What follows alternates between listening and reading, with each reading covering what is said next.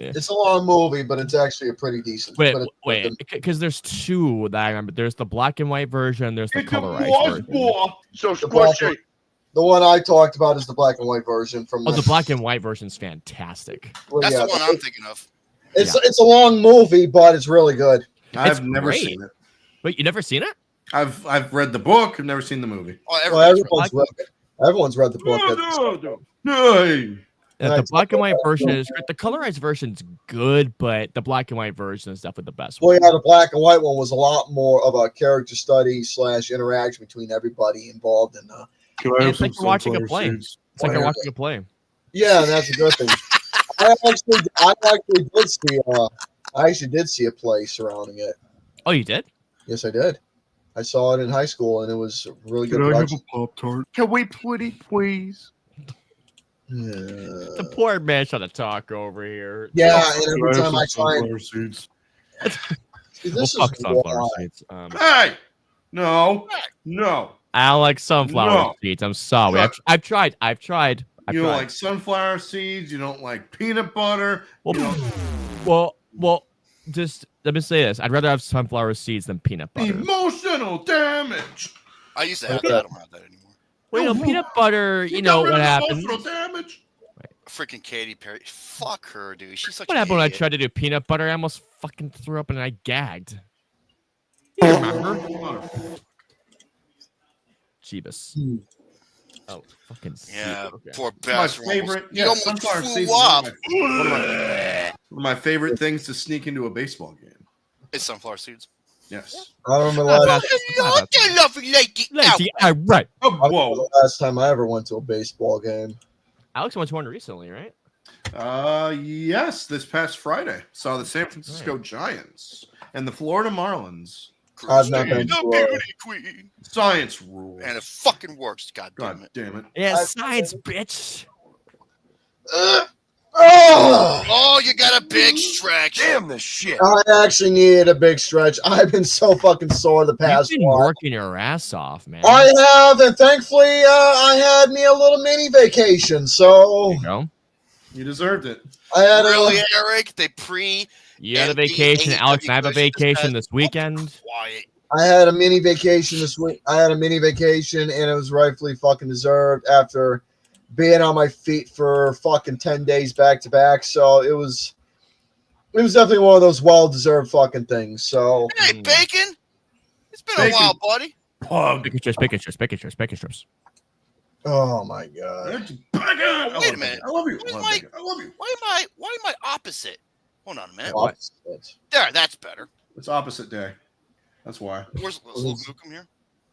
Well, there's nothing wrong with being opposite. Yeah. Nothing wrong with being weird. It's better to be weird than normal. Unfortunately. In case in point right here. Well, the weird is actually the normal. We outnumber right here. Yeah. Weird is the normal. Normal's the weird. So I guess that's how it works. Out with the old, in with the new. And speaking of that particular quote, speaking of that unfortunate quote. Oh my goodness! Yes. In case you're not wondering, in the wrestling world, shocking news hit the world that R-Truth, he was known in, Ron Killings, also known as Ron Killings. K-Quick. K-Quick's another one. Dude, like I said, I saw him wrestle in a dark match way back in like 2000, 2001. Oh, wow. Yeah. Him and the Prototype, they were both on the same card in a dark match. So, they wrestled each other? No, it wasn't against each other, though. Oh, I was going to say. But he came down rapid and shit. It was pretty sweet. So, due to the fact that it's budget cuts and, out with the old and in with the new, sounds like a Substance movie. WWE TKO has released Carlito and the Shocker R-Truth, where not only fans were displeased, but many people behind the scenes and their talent were not happy. Mm-hmm. Because he was the glue. He didn't do anything wrong. He wasn't in trouble. And in fact, he's like not only one of the most likable guys, but one of the funniest guys backstage. And he was close friends with like John Cena, with Roman. Mm-hmm. He was one of Roman Reigns' traveling buddies. Yep. Even The Miz, who I can't fucking stand, I thought he's gonna be like forever the WWE, but he said after his contract's over, he might be leaving too because of this shit. Yeah, well, he's also going to be hosting the new version of American Gladiator. Oh, good for him. So. Fuck him. I don't care. It's not like it matters or anything. Him and his wife can go fuck off, the talentless fucks. Mm-hmm. So, and people are giving Triple H the worst of it because it was Triple H's choice, and it was him that chose those two to be let go. It was his choice and his choice alone. And I thought it had something to do with TKO because TKO has been, fucking up the joint. Thank you, Rock. But no, this was actually Triple H. Triple H, what the fuck are you doing, man? And you know what? I don't know who said this, but someone said this. And I'm just like, that's not a good look for Triple H. Someone said if Vince McMahon was still in charge, he would have never let go of R-Truth. I'm just like, nope. Oh. No, he would not. He's right. He's right because Vince loves R-Truth. That's if Vince McMahon even heard about R-Truth being let go, man, that alone speaks volume how much of a beloved guy he was backstage, and despite all the shit, man. The thing hearing about this whole situation with R-Truth is that it's not a family-run business anymore, and a lot of the biggest reason is, and I think it was mentioned beforehand, is that a lot of money is being fucking spent right now, and I believe if what was said earlier is that TKO is in a fucking debt right now. And look at all the fucking sponsors and partnerships. How are they in a debt when they own WWE? $3 billion. And UFC. $3 billion in debt. How is that possible? Well, I mean, take a look exactly how much fucking shit they've added already. There's a new thing that they're doing with Slim Jim, fucking Travis Scott's big ass wasted entrance that was spent. What was that? How much set for a SummerSlam? $40,000 for SummerSlam packages for front row ringside for 2 nights. This fucking thing. $40,000. That's more than like Super Bowl and World Series tickets and shit. What the fuck? Combined. And this fucking thing that they still got going on with Prime. Oh, that natural. The Logan Paul thing. What have I got? So basically, honestly though, they're spending a lot of fucking money on a bunch of goddamn sponsors that I don't think is even needed, and thus they had to release a lot of fucking talent within the past few months, and now they had to release. The thing is that with R-Truth, I wouldn't release, but his contract is expiring, and they're not setting to, unfortunately, bring him back, which is a goddamn criminal case. I will get to that, LadyErin.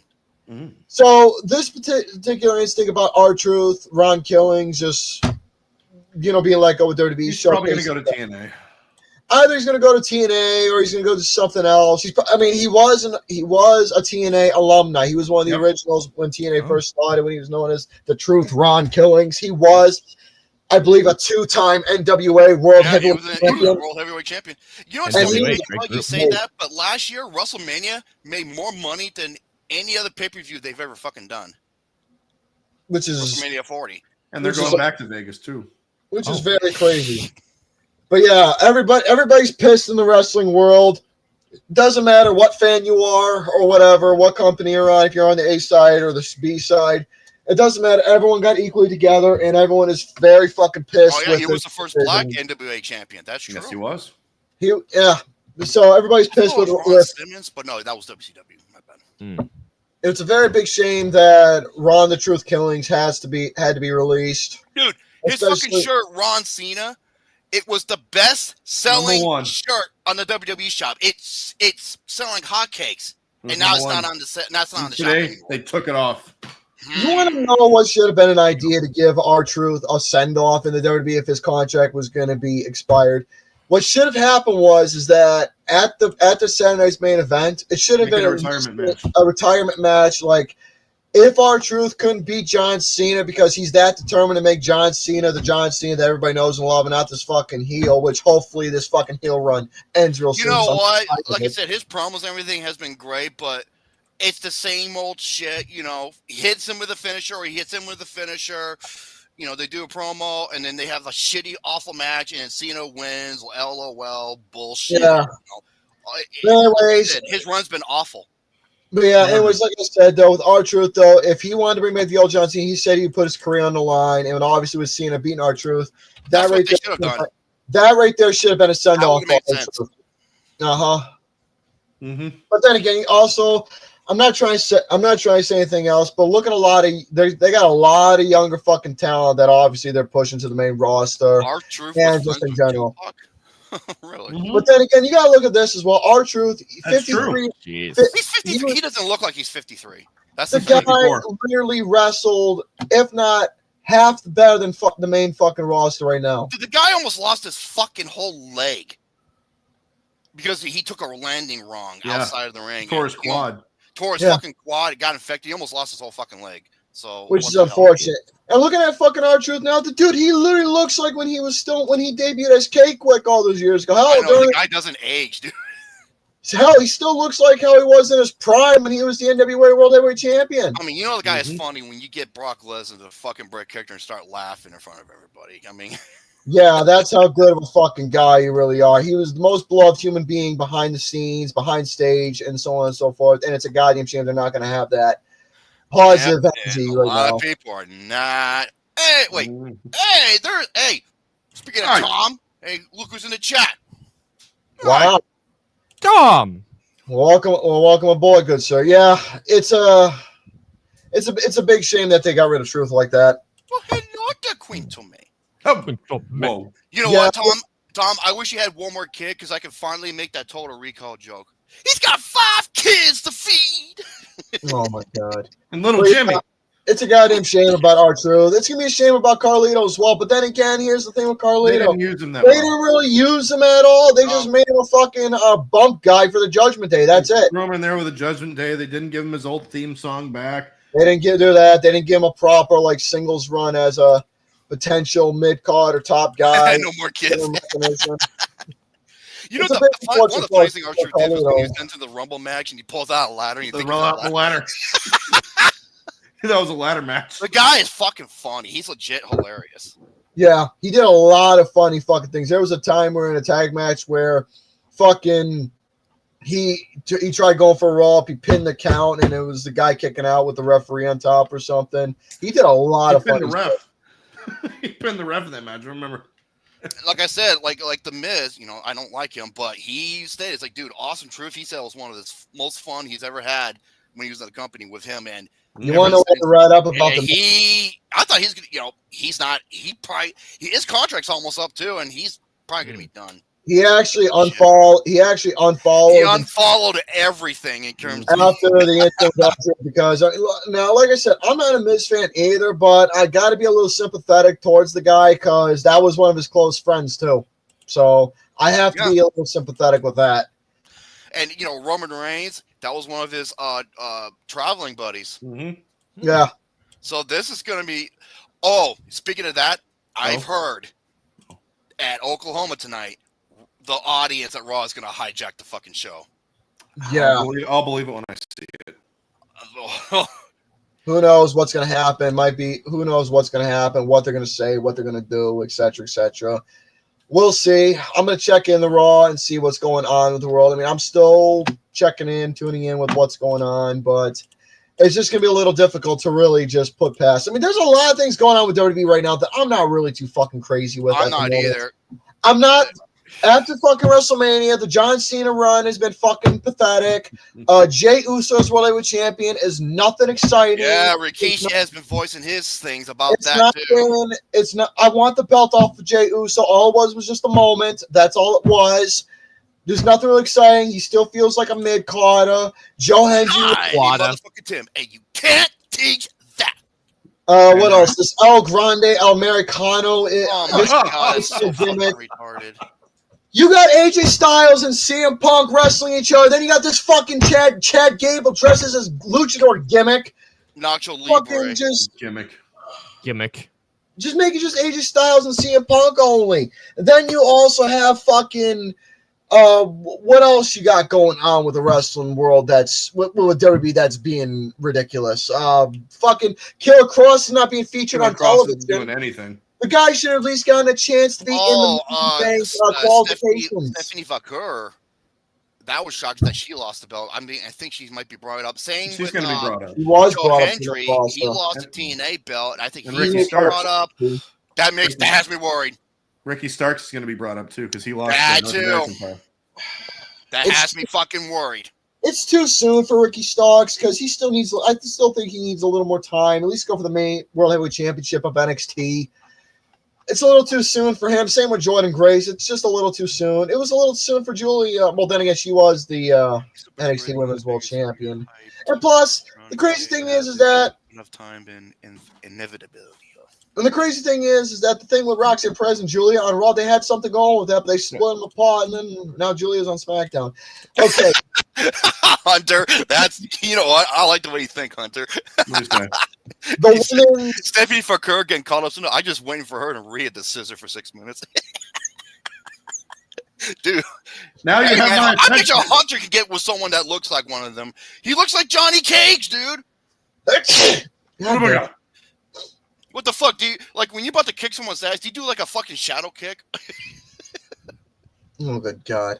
But anyways, also the WWE Women's United States Championship belt is fucking ridiculous. Yeah, it's... If you want to make that belt somewhat profitable, put it on Julia. At least so she can try and make that belt somewhat relevant or prominent or whatever. Okay. There's some things that WWE right now is just really ridiculous. And by the way, concerns. Wait, God damn it. Okay, I gotta show this. Uh-oh. There we go. Okay. Now, Sorry about that. Like, things were going really hazy in my internet ways. Things were slowing down drastically. I don't know why. What? Everything seems to be okay right now, but like we're on the same internet. What? How? No, I know, but like on my end, on this end over here, things. You were know just why? Because the internet knows who weird. the better brother is. Hey, how you doing? Well, I was gonna say, well, quit fucking loading up Ashley Madison. Blade Runner 2049. Thank you very much. Thank you very much.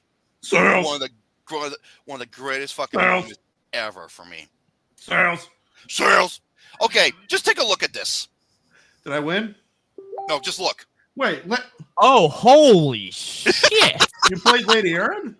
LadyErin, she wanted to play me, and She stomped your ass. She kicked the shit. It was to the point where she kind of felt bad, and yet she kept getting these high risk and everything. I kept busted. I wouldn't feel bad. Now I know how I feel, Robin, when I first played this. That's why you gotta play it safe.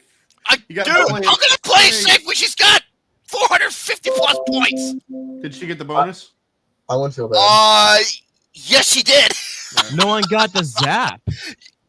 Yeah, you can tell because look, I only have 75 points, and look, it's plus 81, and that made her. Talk about a belt to an ass. Blah. You better not talk about bad about La La Land on her ass again at this point, Romy. I didn't get hardly 80 points until round 7. That is correct. Round 7. That's 7. Damn it. When I'm at work, I will always say to Buster, hey, I'm hands on table 7.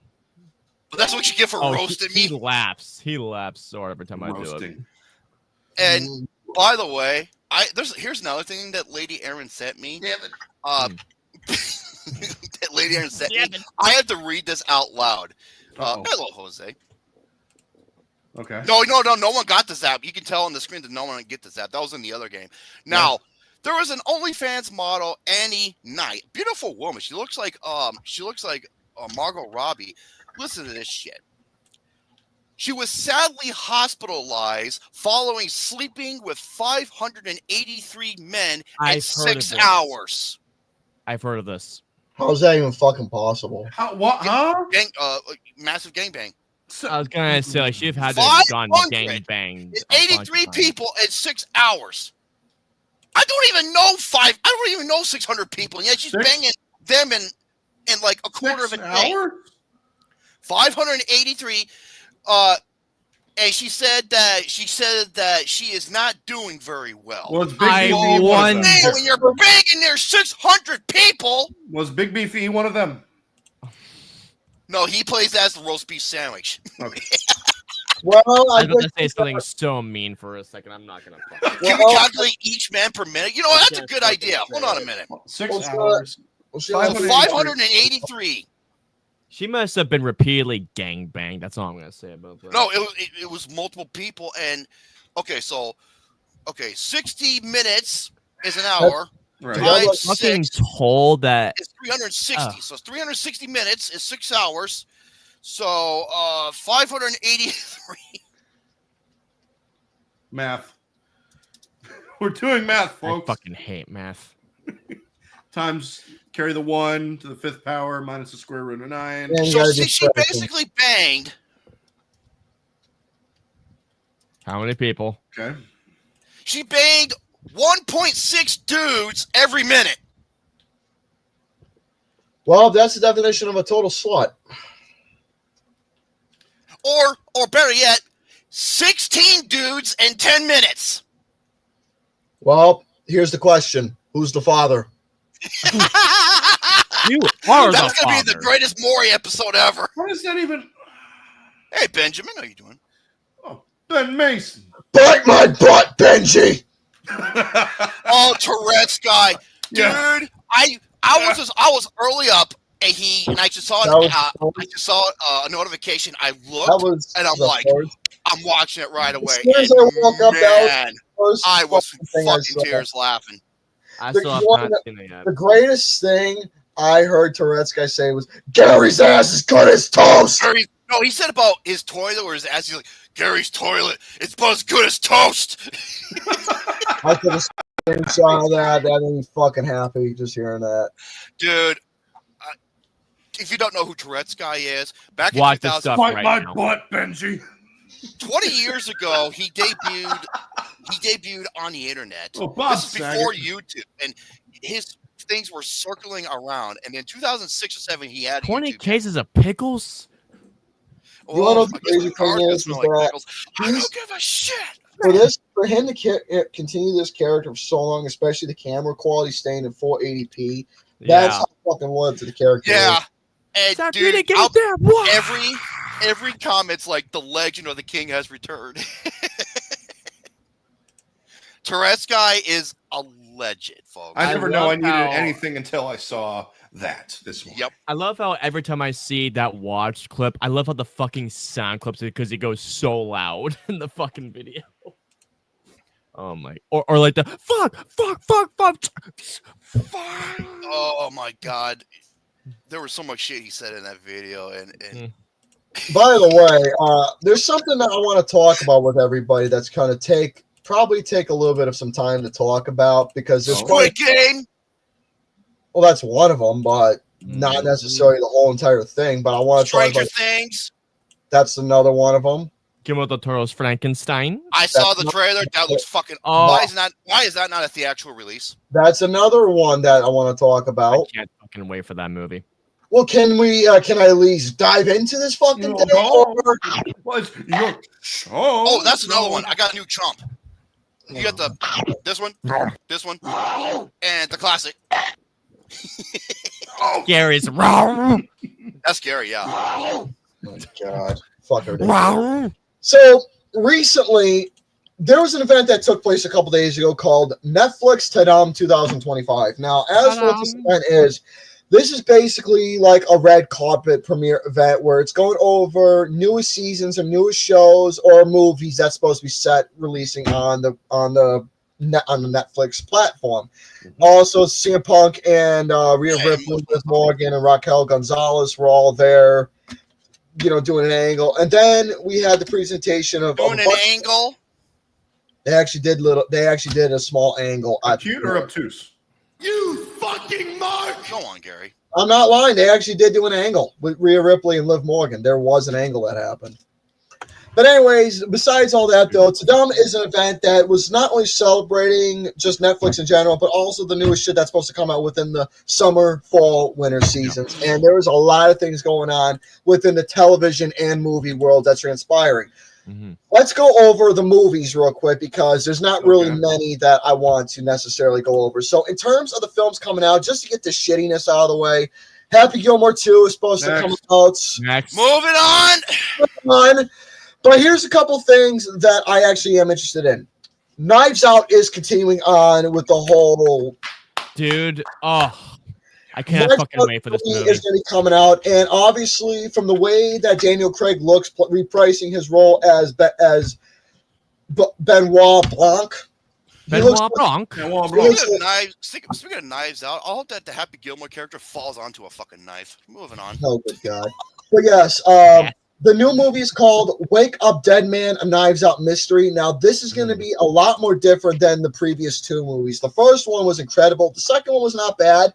The third I one, think the second one was better than the first one, actually. now the third one is supposed to be once again directed by Rian Johnson, who is going to be making this same installment like he did with the first and second Knives Out movies, and he's coming back with his third one. Now, the third one didn't necessarily dive right into much of what the story is, except Benoit Blanc looks like he's a lot more rugged, he's a lot more scruffy, and he looks a little more stressed out dealing with whatever bullshit's going on. Hello, Lando Calrissian. It looks definitely more of like a supernatural Lando. case from the tone. And the crazy thing is, we got an interesting cast with this movie. We got Jeremy Renner, we got Josh Brolin, we got Glenn Close, Mila Kunis, and Jeremy Renner playing in this movie. Josh so we Brolin. got a nice selection of names in this particular movie. Hey, Hunter, you're funny. Come out. So I'm definitely looking forward to seeing Knives Out 3. What is it called? Wake Up Dead Man, A Knives Out. Comes out December 12th of this year. Cannot wait to see that. The next movie that's going to be coming out, now, from what I saw within this trailer, I think he's going to do the same thing like he did with Pinocchio. He's going to take the story and turn it into his own fucking thing, changing the entire interpretation of what we know about said lore, and just giving a whole different fresh. And that is Frankenstein. Guillermo del Toro is Frankenstein. It befuddles me that Guillermo del Toro has been trying to make this movie for what, 20 or so years. At least oh my god! And dude, ever since the 2000s, you cannot make this movie. Studios kept on rejecting him. It's like, how do you fucking reject Guillermo del Toro wanting to make a Frankenstein movie? He's the perfect fit for it. Yes. And the thing is that Guillermo del Toro, the guy is a fucking genius when it comes to it. He's made so many just really good things where I know Alex would disagree. He's made. What are you talking about? I love The Shape of Water. Hellboy. Hellboy 2, Pacific Rim. Get the fuck out of here. Blade 2, one of my favorite of his is I fucking love Blade 2. He actually did one movie that was a remake that I thought was really good. Nightmare Alley. Yeah, I have Crimson Peak was okay. That wasn't one of the strongest ones. There's a lot of things I like. There's a lot of things I thought this was not the movie I thought it would be. But the thing is that Guillermo del Toro is one of those directors to where he knows how to take like a lore and just turn it into like something a lot more dark and more original. And he's got like a beautiful visionary. You know what he's like? I was gonna say he's like a step up of Tim Burton. Yeah, I can see that. Yeah. Okay. You know? He's a great visual storyteller. He's like a visual golden goth visual storyteller. And the final portion of the Frankenstein, dude, when it's on the ship, I'm just like, oh, you guys fucked up. So this new movie, Frankenstein, is going to be really fucking interesting. So I'm looking forward to seeing it. I'm looking forward to seeing what Guillermo del Toro is going to do with this one.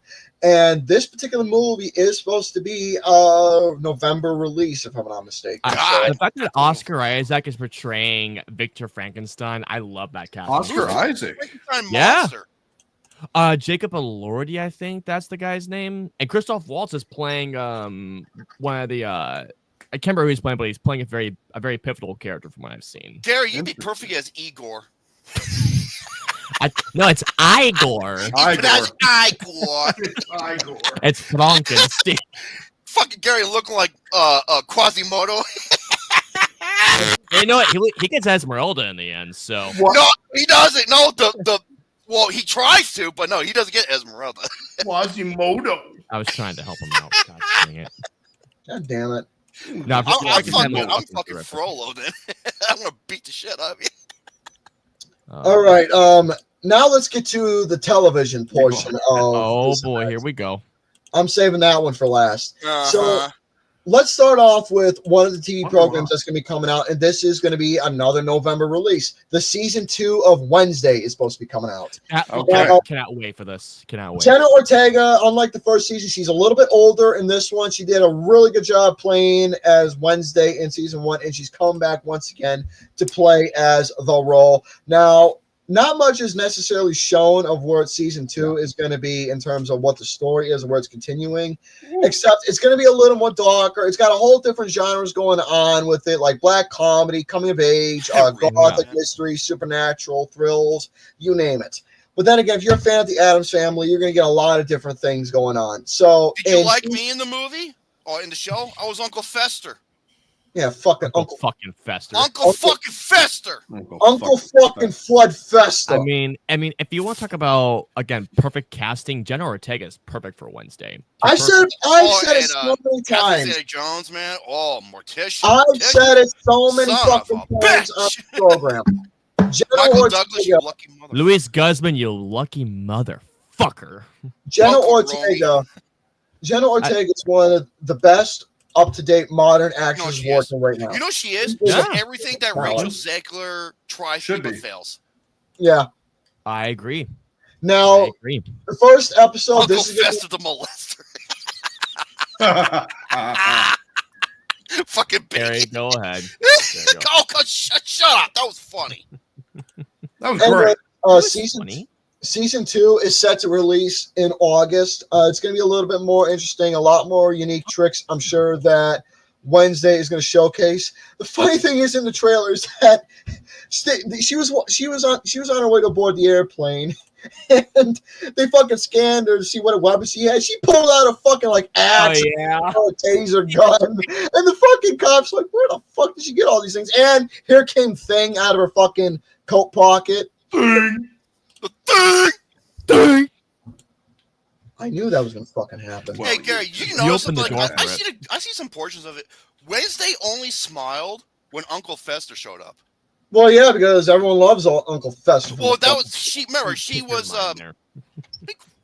Well, remember, you heard what he said, protege, so he must have taught her swordplay and all that shit. Oh yeah, he had to have. Well, yeah, he taught a lot of stuff. Oh yeah. You know, he still has the light. They kind of made him like a badass in it, you know. And he still has the lightning from the Bermuda. It was Bermuda Triangle. That's where he got it from, right? That's right. As also, there is going to be an appearance from one these days well-known actor who's going to be playing in the show.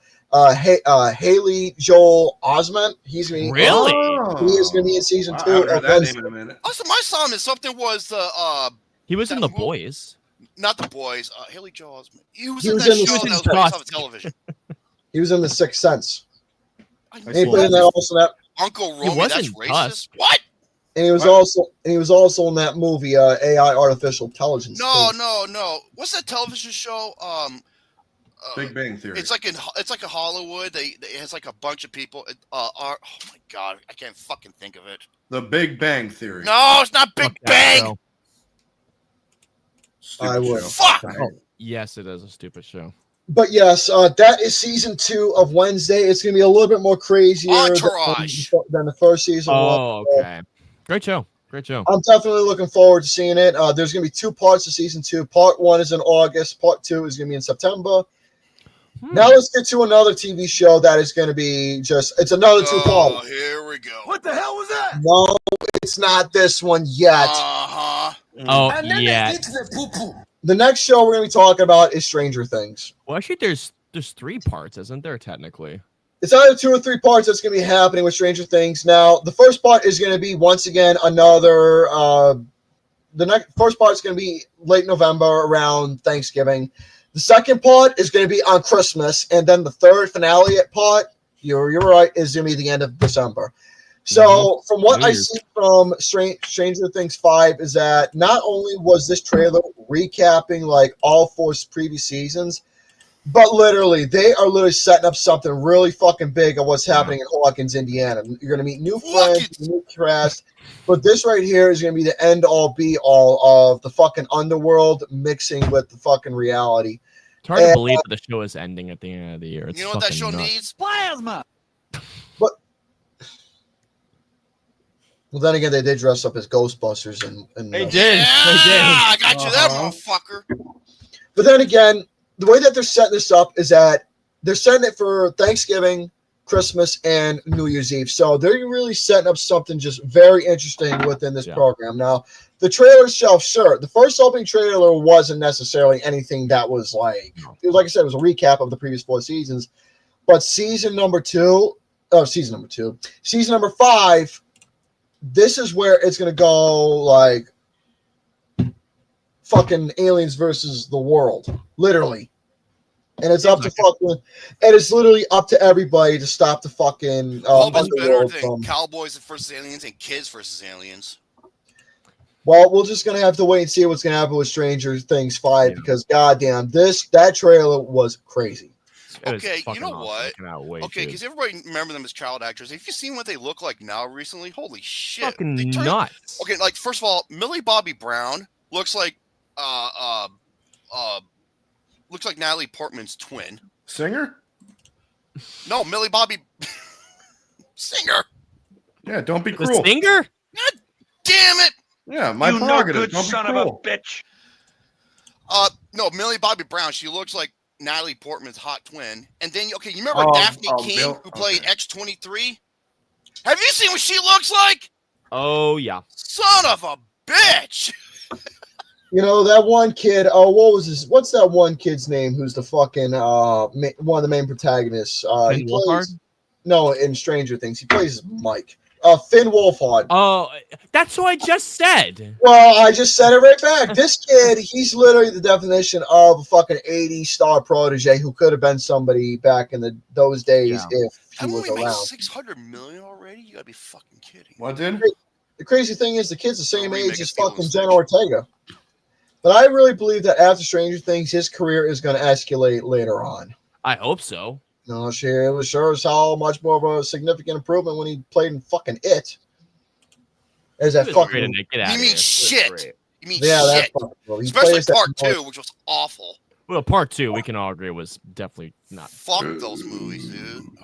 But yeah, It was Millie good in Bobby the first Brown. movie. Millie Bobby Brown. She's another one of those actresses who's actually doing really well for herself in the film world. So there I can't was a believe what she movie. looks like. She's beyond drop dead gorgeous. There was a movie we were watching recently that was actually pretty fucking bad. What It was is it? called the Electric State. It was a Dude, Netflix movie. this was made I don't know this. by the same people who did Winter Soldier, Civil War, Infinity War, and Endgame. This That movie's movie Top was 5 worst films of the year so far. this movie was really fucking bad. I mean, it was $300 bad. million film. You want to know what it was? It was a fucking bad bootleg version of fucking Borderlands, except it ain't Borderlands. It was pretty. It was a pretty bad fucking movie. Dude, it's fucking boring. Mackenzie Foy? Oh my god. Yeah, it's not exciting whatsoever. And then even when it tries to be exciting, it's just like I will say visual wise, it looks great visuals wise. I mean, Yeah. the visual Foy, effects she look looks great, like- but She looks like what's her name from Lord of the Rings? Tyler. What's her name? Liv Tyler? She looks like Liv Tyler. Hmm. Mackenzie Foy? Holy shit. No, yeah. Electric State's in like my top 5 worst films of the year. Might actually be top 3 if I'm being honest. You could you make so that bad. film and Luke Nuckem's right there. There he is. Right on cue. He hated this movie. Oh, I don't blame him. But yeah, as for Stranger Things 5, I'm looking forward to this.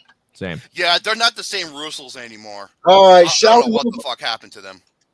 All right, I have one more thing to talk about, but I think All right, here we go. I'm gonna skip it because nobody wants to hear me My talk about it. favorite. So Gary, shut the Come on, fuck up, hurry Gary. up. Yeah. Well, Stranger Things. Yeah,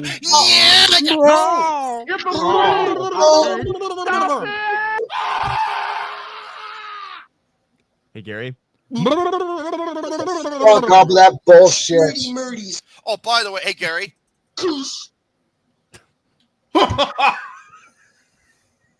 And here's part 2. Ready? Oh my god, let's Goose fuck soup.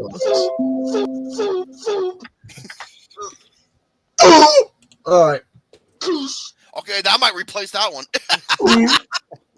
Oh god damn it.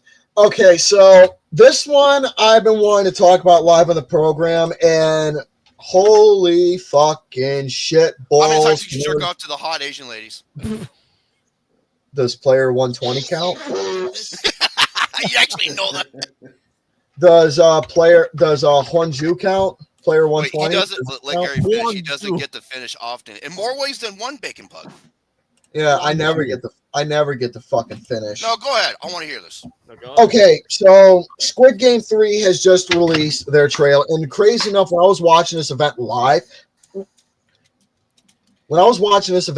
this was the first fucking thing they unveiled on the program.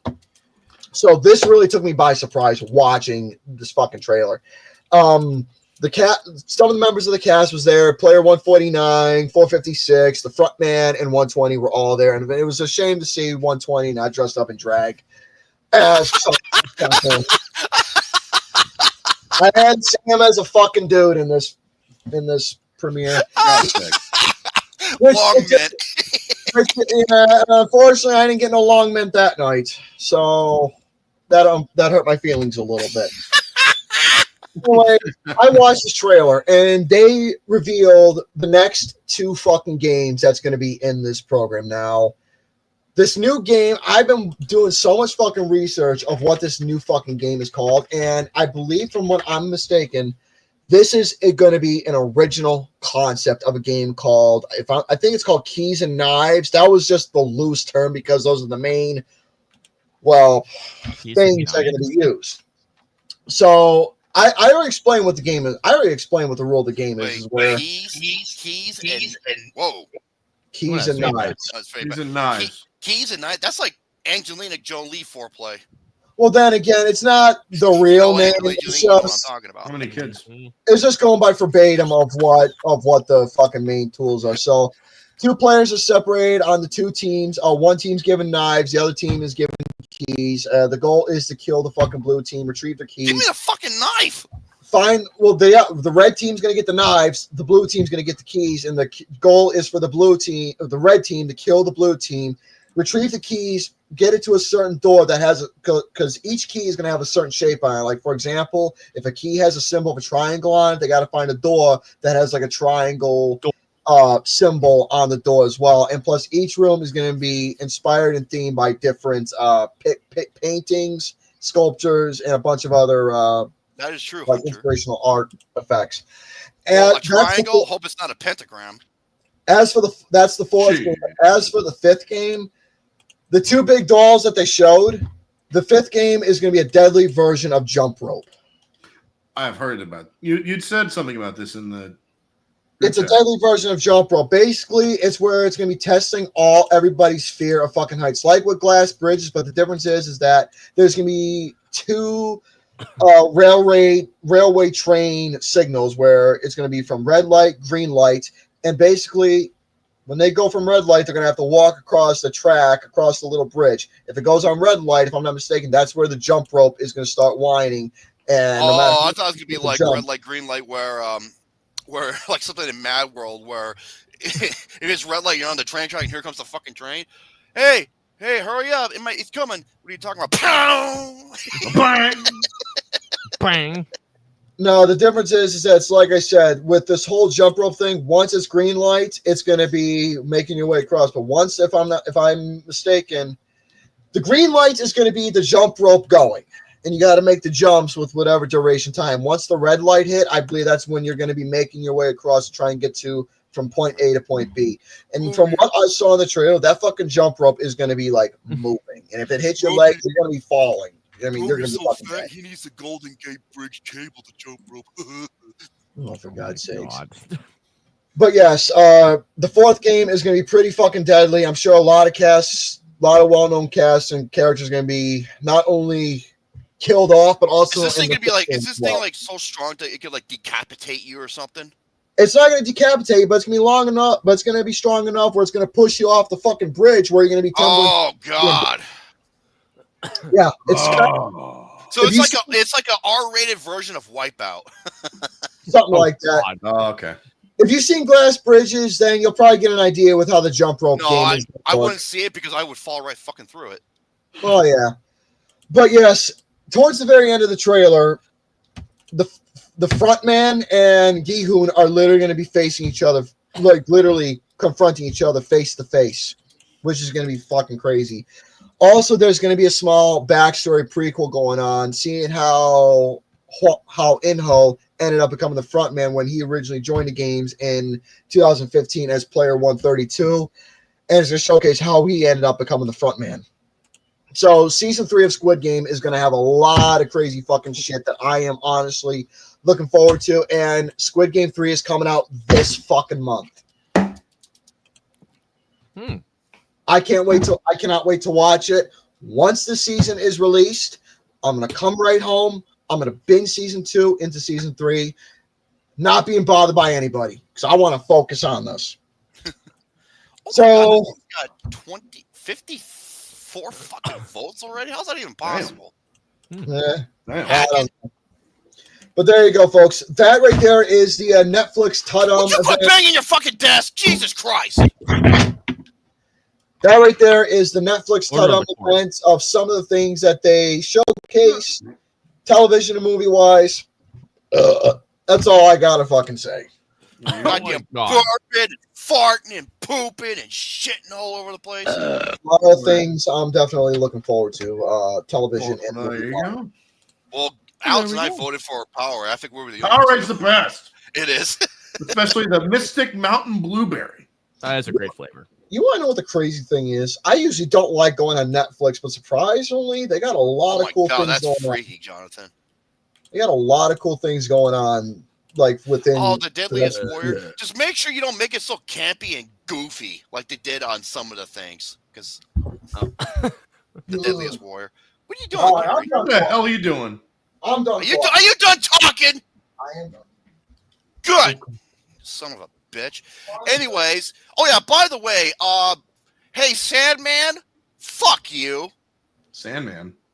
The Sandman, he was talking about Kurt Angle, and he labeled him, called him a fucking pussy.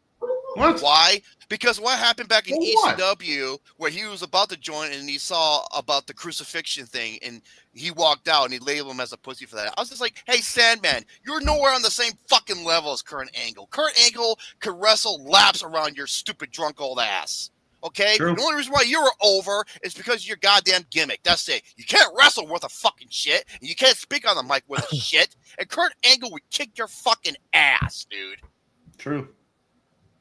That is true. That is true. Fuck off, that's all he's Sandman. known for is his entrance. His entrance and his gimmick, that's it! Enter Sandman. So eat shit, you dumb little bitch. Fucking idiot. By the way, LadyErin told me about this. At a Final Destination Final Destination Bloodlines. I heard about this. There's a screening in Argentina where they're watching Final Destination, all things, and the fucking roof collapsed. Yeah. Collapse. I haven't even seen the fucking movie yet. I can't believe how much phenomenal praise it's getting. It's getting a lot of it's getting tremendous praise. And that series is dumb. It's not a good series. It's really stupid. It's dumb, but it's fucking fun to watch. It's fun. But yeah, this woman and her child, like, I think they got injured a little bit. No one got hurt, but I saw what the damage just looked like. Oh my god! Nuts. Thank God no one got hurt. Because Alex, I think you and I can both agree that the fourth movie is the fucking worst out of all of them. Oh, the Final Destination. The Final Destination. I will say though, how it opens with Devour, good opening. The scene where they're at the movie theater. I need to watch this movie. I will say this: one of the best is the beginning of 5 with the gymnastics. That's probably one of the best segments of that series. Mm-hmm. And then after, I just went to shit. Although the logs and Final Destination 2, the highway. That was probably the best opener. Oh, agreed.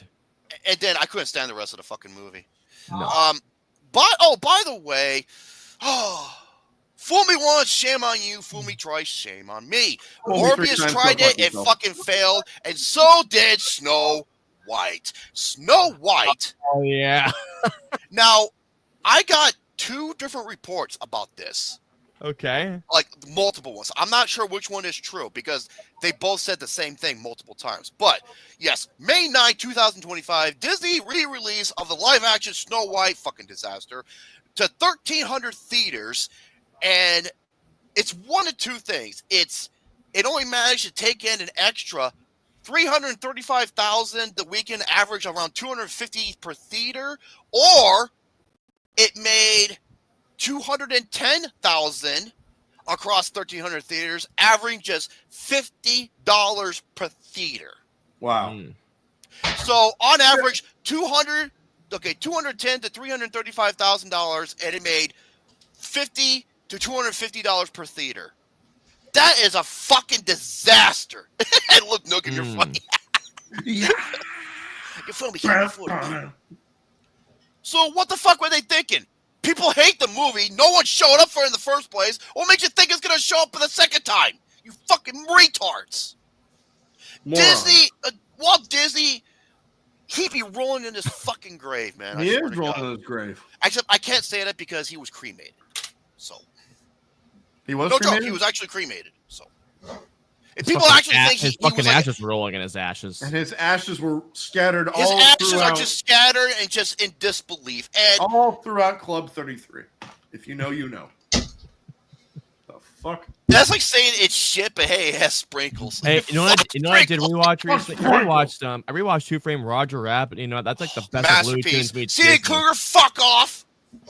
Oh, what is he like now? Hey, what is that, Gary? Gram squares. Gary, you froze. He's got the gram squares. It's a gram. Oh no. No. He's got the Gram gram squares. He's got the gram square. What the fuck? He's got the gram I did. square. No, Shut the fuck up! You Mute your goddamn. Thank you. Fire him. Okay. He's got the gram squares. The gram squares. I was trying. You wonder why he's the better brother?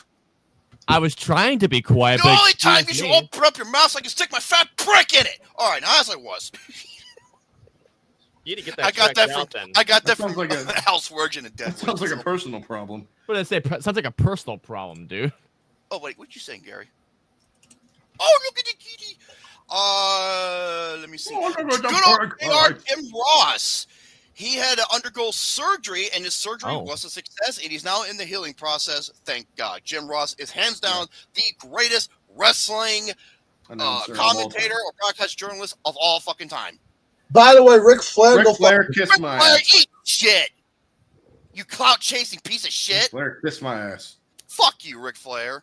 I wonder if he was drunk. I found when he was drunk, while doing the helicopter, doing that shit. Fuck you, man. Drunk with power. Okay, also, Doom, The Dark Ages. Here's the thing about this. Now, it has been reported that it sold less than 1 million copies in its first week. However, there's a reason for that. Because more than 2 million players opted for the Xbox Game Pass, efficiently paying $12 a month instead of $70 to play the game. That's how I've been playing it. I've been playing it via Game Pass. See what I mean? So I wonder if Game Pass is going to hurt sales for them. Well, here's the thing. I will count that because of one thing. That game, Claire Obscure Expedition 33, it's on Game Pass, yet that game has already sold like what? Fucking 5 to 10 million copies already. Which game? Claire Obscure Expedition 33. Physical media reigns supreme. Physical media reigns supreme. And I will say, I'm over halfway through Dark Ages. It's a good game. It's a great game. I've been Nookum loved it. I was talking to Doc. He really likes it a lot too. And I've been avoiding everything Thank you, Luke Nookum. I've literally been avoiding everything that's being said in the chat about the game because I want to kind of go in with the open mind because I do have it in my wish list, which I hopefully go over. And I will say the music for the game is good, but it's not great. I don't think it's great. That's the thing I've been hearing. Okay, here's my biggest question: why did they not get Andrew Hulshult?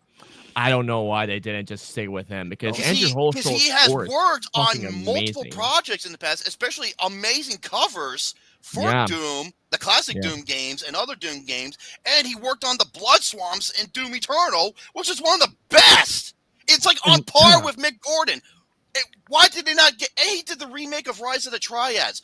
Why did they not get Andrew Hulshult? And He's perfect. I will say that this is no offensive at all to Finishing Move because Finishing Move they did Nothing good. against Finishing Move, but here's the thing: Doom's music is more than just that. It's like a fucking character. Yes. It's supposed to drive the intensity even forward. That's why Bobby Prince and Mick Gordon are held at such a high statue. It's like, what was it? I was at a certain part playing it either yesterday or Saturday, and this part was fucking intense, and the music, it just felt like background music. So literally, what I did, I put on some Doom Eternal music. I put on The Only Thing They Fear Is You, dude. I fucking whacked out everybody the moment that mix scored. Right when it's kind of funny because I have to the Doom Eternal. When I play some, I load it up. If I'm playing a classic Doom, and I'll listen to that. It's pretty funny. And I'm saying again, finishing moves music, it's good, but it feels like background music compared to something that should be right in your face, adding a shot of adrenaline to it. If you, like I said, listen to the Blood Swamps by Andrew Holsholt. I showed this to Derek, and he was just fucking jamming. He was like, "Yeah, this is awesome." Yeah. I will say, I'm at a part of the game into which I think, no spoilers, don't worry. I'm not saying shit. I'm not going to say anything. There's a bit in the game into which I think where it's going to go is going to be it's going to be crazier where it goes. So I heard the gameplay is fucking insane. It's awesome. Oh, the gameplay is awesome. I love the gameplay. It's just that the music it's not up to par of what it should be. That's all I'm going to say about that. Okay. Let me see here. Oh, by the way, we had a couple of major passings recently. One is Loretta Swift. She was known as, the hot blonde. And MASH, she passed away at 87. Yeah, really? And this one shocked me. George Wendt, man. The guy... Norm! He was nominated for multiple Emmy Awards for this particular role. And he also did some serious role, too. I believe he did a role... It was the beginning. It was Tales from the Crypt. What he did, he's in this laboratory, okay, and he's mixing this chemical compound, and he has to wear this full gear, okay, because of how toxic this shit is. And then he has it, and he's walking over to this old corpse in the bathtub, and he pours it on him, and it dissolves him into nothing. And I was like, that's something you don't see George Wendt do very often, is these type of roles. But he pulled it off really good. So he does more than just comedy. He does some dramatic roles too. Yeah, he passed away at 76, unfortunately. R.I.P. Norm. Yeah. The guy was Cheers. Like, he was like the biggest highlight, He was like the everyday. Wait, blondes are always hot. To some extent, yes. And he had some of the most quotable things off the program that were like hell great. yeah. He was like he had like the best one-liners from that show. It's a dog eat dog. It's a dog eat dog world, and I'm wearing milk bone underwear. He was like the most relatable character, And Cheers in the top 5 greatest television shows of all time. And also MASH too. Cheers, MASH, Seinfeld, yeah. Seinfeld will be up there as well. And here's a future thing. There is going to be a chance I'm going to have better fucking internet. Thank God. Hallelujah. I just need to get I just need to get a couple of devices that will work. Well, you know why? Well, look at it this way. Since getting new internet after being in financial debt, joining all 6 games, got enough money to pay for the internet now. Hey, Rick Derringer passed away too. Rick Derringer, that's another name. Rock and roll hoochie coo. Yeah, I was gonna say Ed Gale, but here's the problem with Ed Gale. If you don't know, he played Child's Play. He was Howard the Duck and a bunch of other roles. Here's the problem. Here's the thing why I'm not gonna celebrate it, because he's a sexual offender. He's a sex offender. I just heard about this a couple of days ago. Yeah. So yeah, that's why I'm just like, I'm not gonna say anything like that because he was a sex offender. Did not know that. Hallelujah. Yes. It's going to be some type of satellite radio. Thank God. I tested. Okay. So I did a test. My download speed is like 8 or 10. Shit. My upload speed is 0.8. That's That's brutal. So my aunt brings her iPad up where the signal's still strong. She was on the porch. She did speedtest.net. Download speed 360. Upload speed 34. How?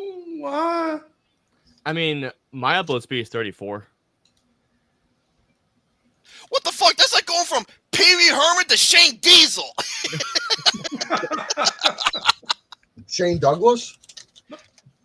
You know what, Gary? I'm going to kick your fucking ass, dude. You goddamn fucking mark. You really are. That's what you are, is a mark, Gary. You fucking mark. Yep.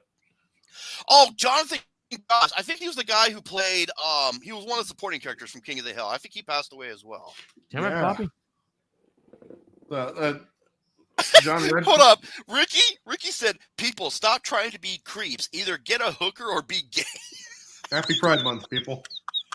Dude, Ricky is fucking funny, man. That's good. And check out his YouTube. He's a pretty decent reviewer. He's a really good reviewer. Yeah. So I just went through most of my main topics. My two main topics. I got 3 main I topics. told you most of my topics were just like 2-minute intervals or some shit. One of them is from Luke Nukem. Who could defeat the Doomslayer in a fight? Definitely not Master Chief. Yeah, fuck you, Luke. Sorry. And my main one is a game. I got the questions ready. It was an idea I thought of. Stump the dumb shit. Brother versus brother in regards to Conker's Badford. I've been replaying it. I watched a 6-hour walkthrough this past Saturday and Sunday. God. So I'm worried. I got. Oh, you know what? So you got through the entire game? I think I know what video you watched. There's another walkthrough. The guy beat it in like 4 hours and 45 minutes. No, this one's like 6 hours. I really just got past the Great Mighty Pooh. I just got past the Great Mighty Pooh. That's where I'm at. That's it. I wonder I've been playing it on and off. I wonder if the Great Mighty Pooh had a different Game Master TV. That's who did it. I wonder if the Great Mighty Pooh had a different theme. It went like, I'm the Booger Man. I got to the cogs. I got to the cogs. I'm dead. No, stick up or shut the boom, boom. Oh no, I just got the involving the bulldog shark. That thing. That's where I just got to. Like he seems very It's like, wait, what do you mean expendable? Oh my God. Fuck. Either find my missing cogs or fuck off. Fuck off. You don't have to scream, I'm deaf. Either bring him back or fuck off. And if you stand there after the cutscene ends, he'll just usually, and then he'll just look at you like, fuck off. Like every 10 seconds, he'll tell you to fuck off. I love that game. I love Conkers, man. That game is amazing. So it's a one-of-a-kind game that came out just the right time. That's all I'm going to say. Because today, if it was made today, it would not be released. You know, they can never make it today. No, they never could. Nope. How many Well, Hunter, that is part of the game. You'll know why they went the direction that they went. Okay. Okay? I'll just leave it at that. Just leave it at that. Yeah. I mean, I got a topic involving Metallica because Alex and I will be seeing them this weekend. Yes, we will. And I got a topic involving Mission Impossible. And I have a topic surrounding, let's just say, a video that I've been wanting to make, but I figured, I'd do a topic against which console's better, the Series X or the PS5. It depends on it really depends on a few situations. I think when it comes to single player, I think maybe PS5. Online, I'm guessing Xbox. Well, yeah, I mean, you'll hear because I got my pros and cons for each system, and I've been playing each for what about now 4.5, 5 years now. Since they came out. You want to talk about versus? After my past week, I don't think I want to do a versus anymore. Why? Well, let's just say at the job, let's just say I was the fucking heel because I was the only one. Oh my God, Gary! You fucking mark! I was the fucking heel because I was the one who was saying that Diddy Kong Racing was better. Everyone was. No, because it is better. Thank you very much. And you know what the crazy thing was? Mario Kart. I was saying the fucking facts, but everyone was like, no. And I said, okay. Gary, listen to this. I was the bad guy. I'm with you, Alex. I saw a picture of Mount Rushmore, Mount Rushmore of Nintendo 64 games. They had Super Mario 64. Yep. GoldenEye. Ocarina of Time, GoldenEye, and the fourth one was Diddy Kong Racing. Wait. No, why not Star Fox 64? No, my fourth would have been Perfect Dark. My fourth would have been Conquer. Perfect Dark! Star Fox! What the heck? It's fucking Star Fox. It's Perfect fucking Dark!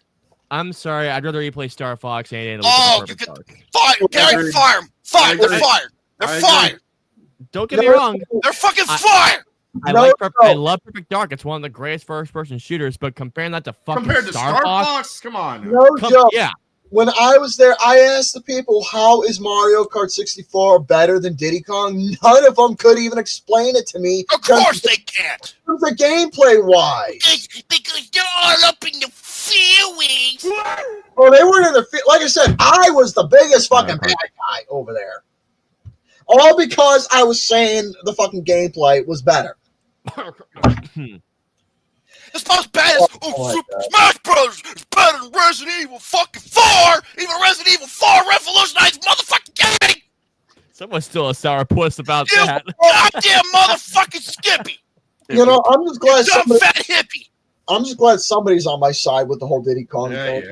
Super Smash Romy, Bros. why Melee don't is you the do best something fat? Hey, Lucas, why don't you do something dumb? How about pretend to be a magician, stick your fork in a fucking electrical socket, and watch the sparks fly and see you disappear? Okay. How about a better joke than just saying he's fat? Let's go. By the way, Lucas, yesterday was the gay parade. I saw you participating in the RuPaul's Drag Race competition.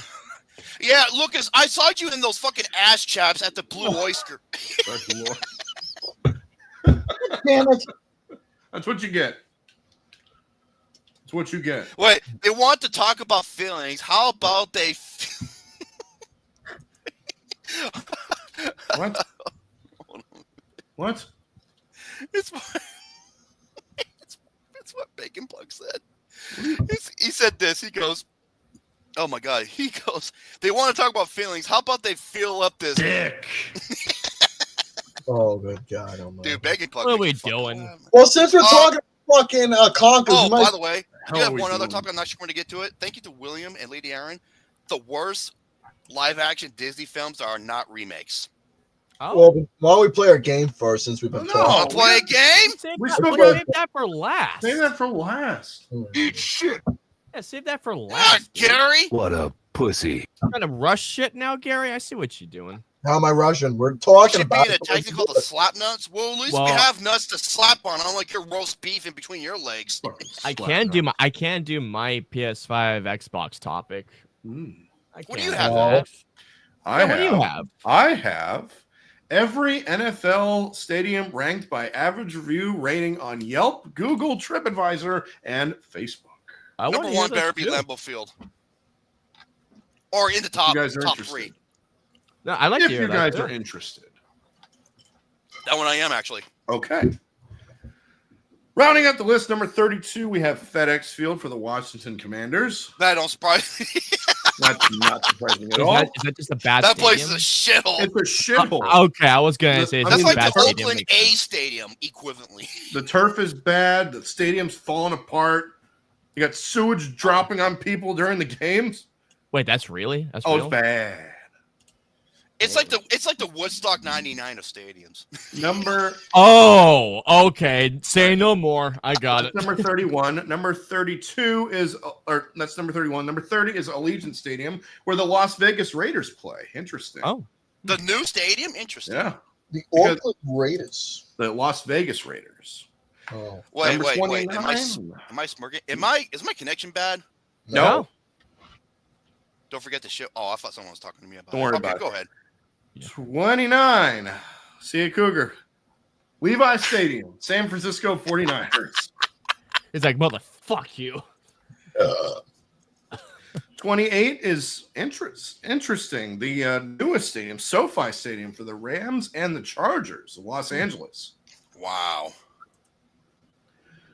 Let's see. 27 is the NRG Stadium where the Houston Texans play. Okay. 27 is Paycor Stadium or Paul Brown Stadium where the Bengals play. Yeah, Paul Brown. That's the name I'm more familiar with. 26 is Nissan Stadium or LP Stadium where the Tennessee Titans. Oh, okay. Interesting. What was that? 26? 27, 26. 27. 27. I couldn't resist. 27. 24 is Cleveland Browns Stadium where the Cleveland Browns play. Don't surprise me. He did all of this for a hat that says Dick. All right, after that we have Soldier Field where the Chicago Bears had a feeling that wasn't going to be very high. The bears. The bears. The bong holes. The bears. Teddy bears. No, it's not teddy bears. No, it's the whatchamacallit. It's right there. Goddamn grizzly bears. Did you lose count, Alex? 21. I'm at 21. Okay. 21 is the Tampa Bay Buccaneers Stadium, Raymond James Stadium. We will be seeing Metallica. That's this interesting because they have a lot Friday of cool aesthetics and there. Sunday. Yeah, Limp Bizkit and Metallica, same night. Limp Bizkit. Yeah, I can't Number fucking wait 20. for that. Really? I wonder if Limp Bizkit's the name of the boner that. I wonder if Limp Bizkit is the name of the false boner Ricochet gets. I forgot. That's why he plays with his ass. And Pantera's playing there Sunday as well. That fucking video made me laugh. Number 20, home of the Miami Dolphins, Hard Rock Stadium. How is this not in the top 10? That's a great stadium. Yeah, I agree. I'm surprised that the stadium. That's what we're seeing Coldplay in July. Mm-hmm. Coldplay is the opposite name of foreplay. Jesus. Tell me which one's better, number 1 or number 2? 1. I figure so. Okay. No get one. rid of- okay. 20 is the home of the Jets and the Giants, MetLife Stadium. I'm surprised that's that high. How is that? All right, next one is U.S. Bank Stadium, where the Minnesota Vikings, the purple incarnation of Satan. Yeah, because their old stadium fell apart, the motherfuckers. Thick and chunky. After that, we have Meth. Lincoln Financial Field, home of the Philadelphia Eagles, the reigning, You know- defending, undisputed Super Bowl champion. You know what the truth is? When I was like I said, when I was playing SimCity, I named my team the 69ers, and that's why I named my stadium Meth Life Stadium. MetLife Stadium, yes. You're damn right. All right, next one. Oh, is Highmark Stadium, or the Buffalo Bills Stadium.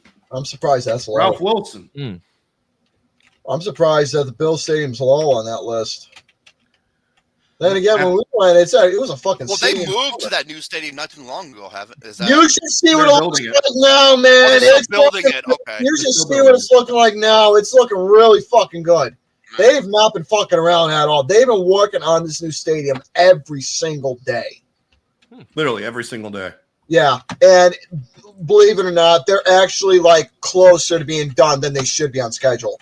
Like it's supposed to be done by I think late next year, but they're literally almost like they're like on their way of being done. They already got like the whole entire format done. They start putting windows up already. This is the last stadium. This is the last year they will be at Highmark Stadium. Okay. Yeah, So next year they will be in their brand new stadium, the home that Josh Allen built. which is literally which is literally just moving next door. Right next door. Him and Haley Steinfeld. Yeah, They congratulations just to got him. married. They just got married.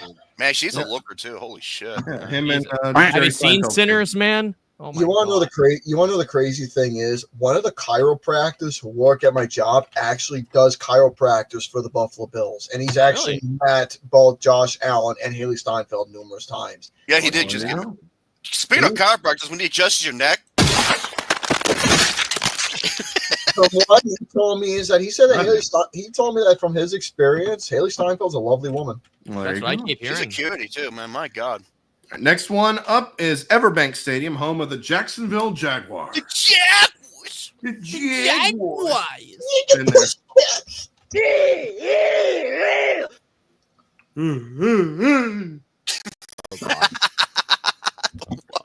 Come on, where's Austin's? There you go. All right, Guys. next one is State Farm Stadium, home of the Arizona Cardinals. I'm surprised that's not a little bit higher. Because that's actually an awesome stadium. I've been to it. All right, next one is Empower Field, home of the Denver Broncos. What? The Denver Broncos. Female empowerment. Oh, the Denver Broncos, as Homer Simpson would like to say. Next one on the list, we have Bank of America Stadium, home of the Carolina Panthers. Got any Pepsi Pucks? All right, next one is Gillette Stadium, home of the New England Patriots. Patriots. Yeah. I don't know. I remember when I heard that and playing Conkers, I actually laughed even harder than I did when I first played it. I think, Yeah. Yeah, birdies. Beardy, Next one. you don't gotta be it. Sorry. Next Alex, one go ahead. is Ford Field, home of the Detroit Lions. Lions. Okay. Then we have the Caesars Superdome, home of the New Orleans Saints. New Orleans, Okay, Louisiana. what number is that one?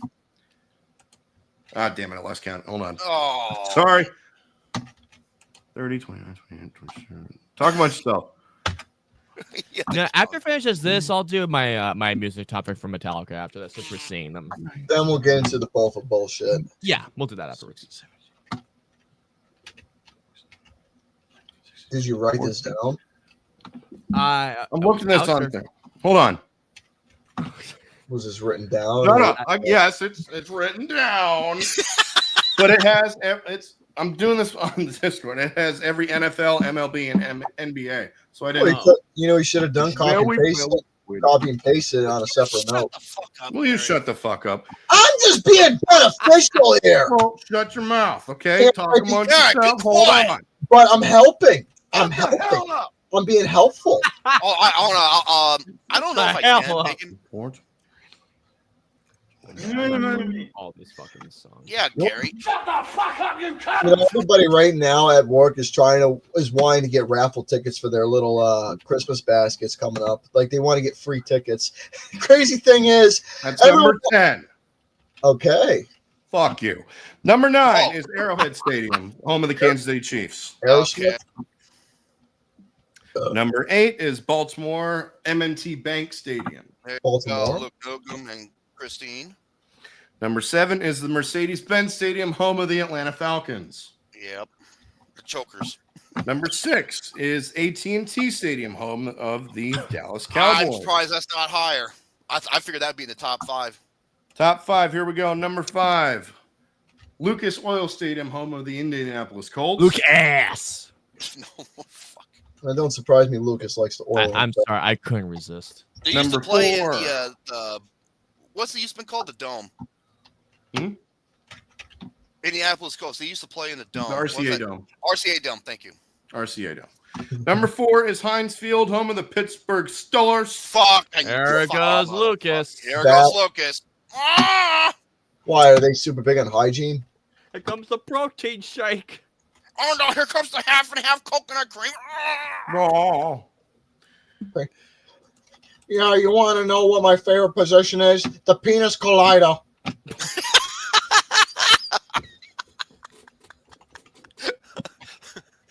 That reminds me. God. My favorite music band is Penis Flytrap. Yeah, if there's one thing about penis and mixed drinks have in common is that they're both cock. Tag.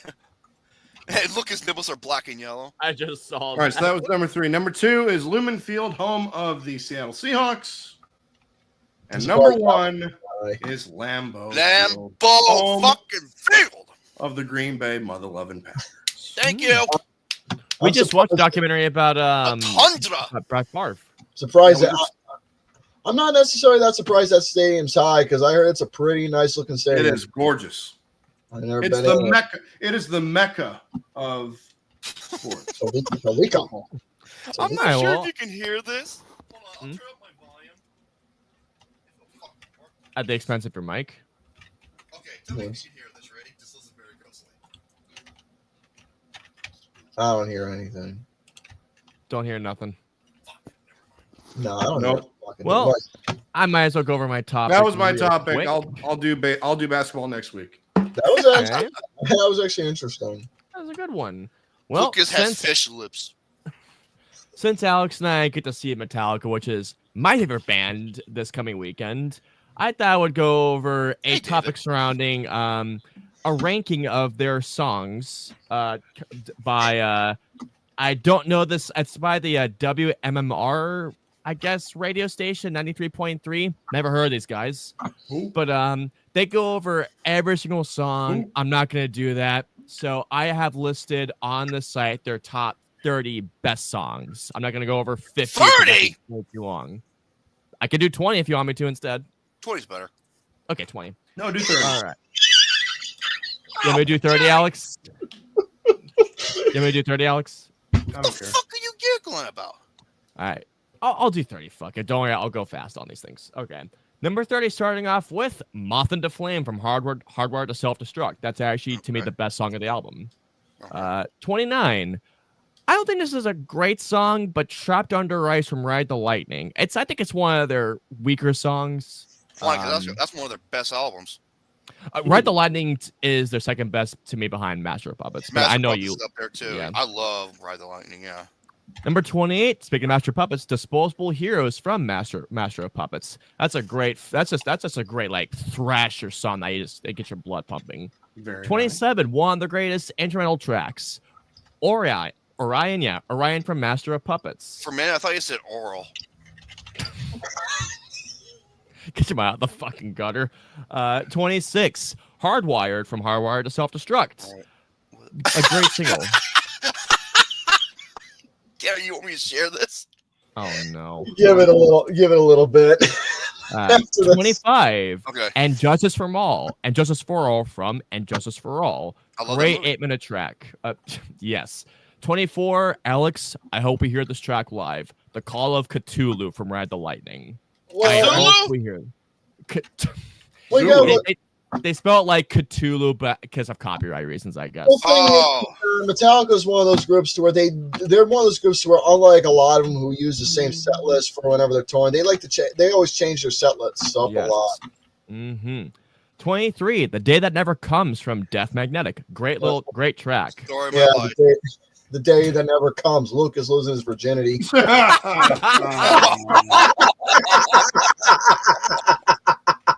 Well, Gary, Lucas, I'm sorry. That's not true at all. Does Tyler count? Right. Fuck you motherfuckers. 22, for my least favorite album, a great song though, King Nothing from Load. That's a great Metallica song. Yeah, And I hope King Nothing. Hey, nothing's really Quiet. good. The albums. Oh fuck no.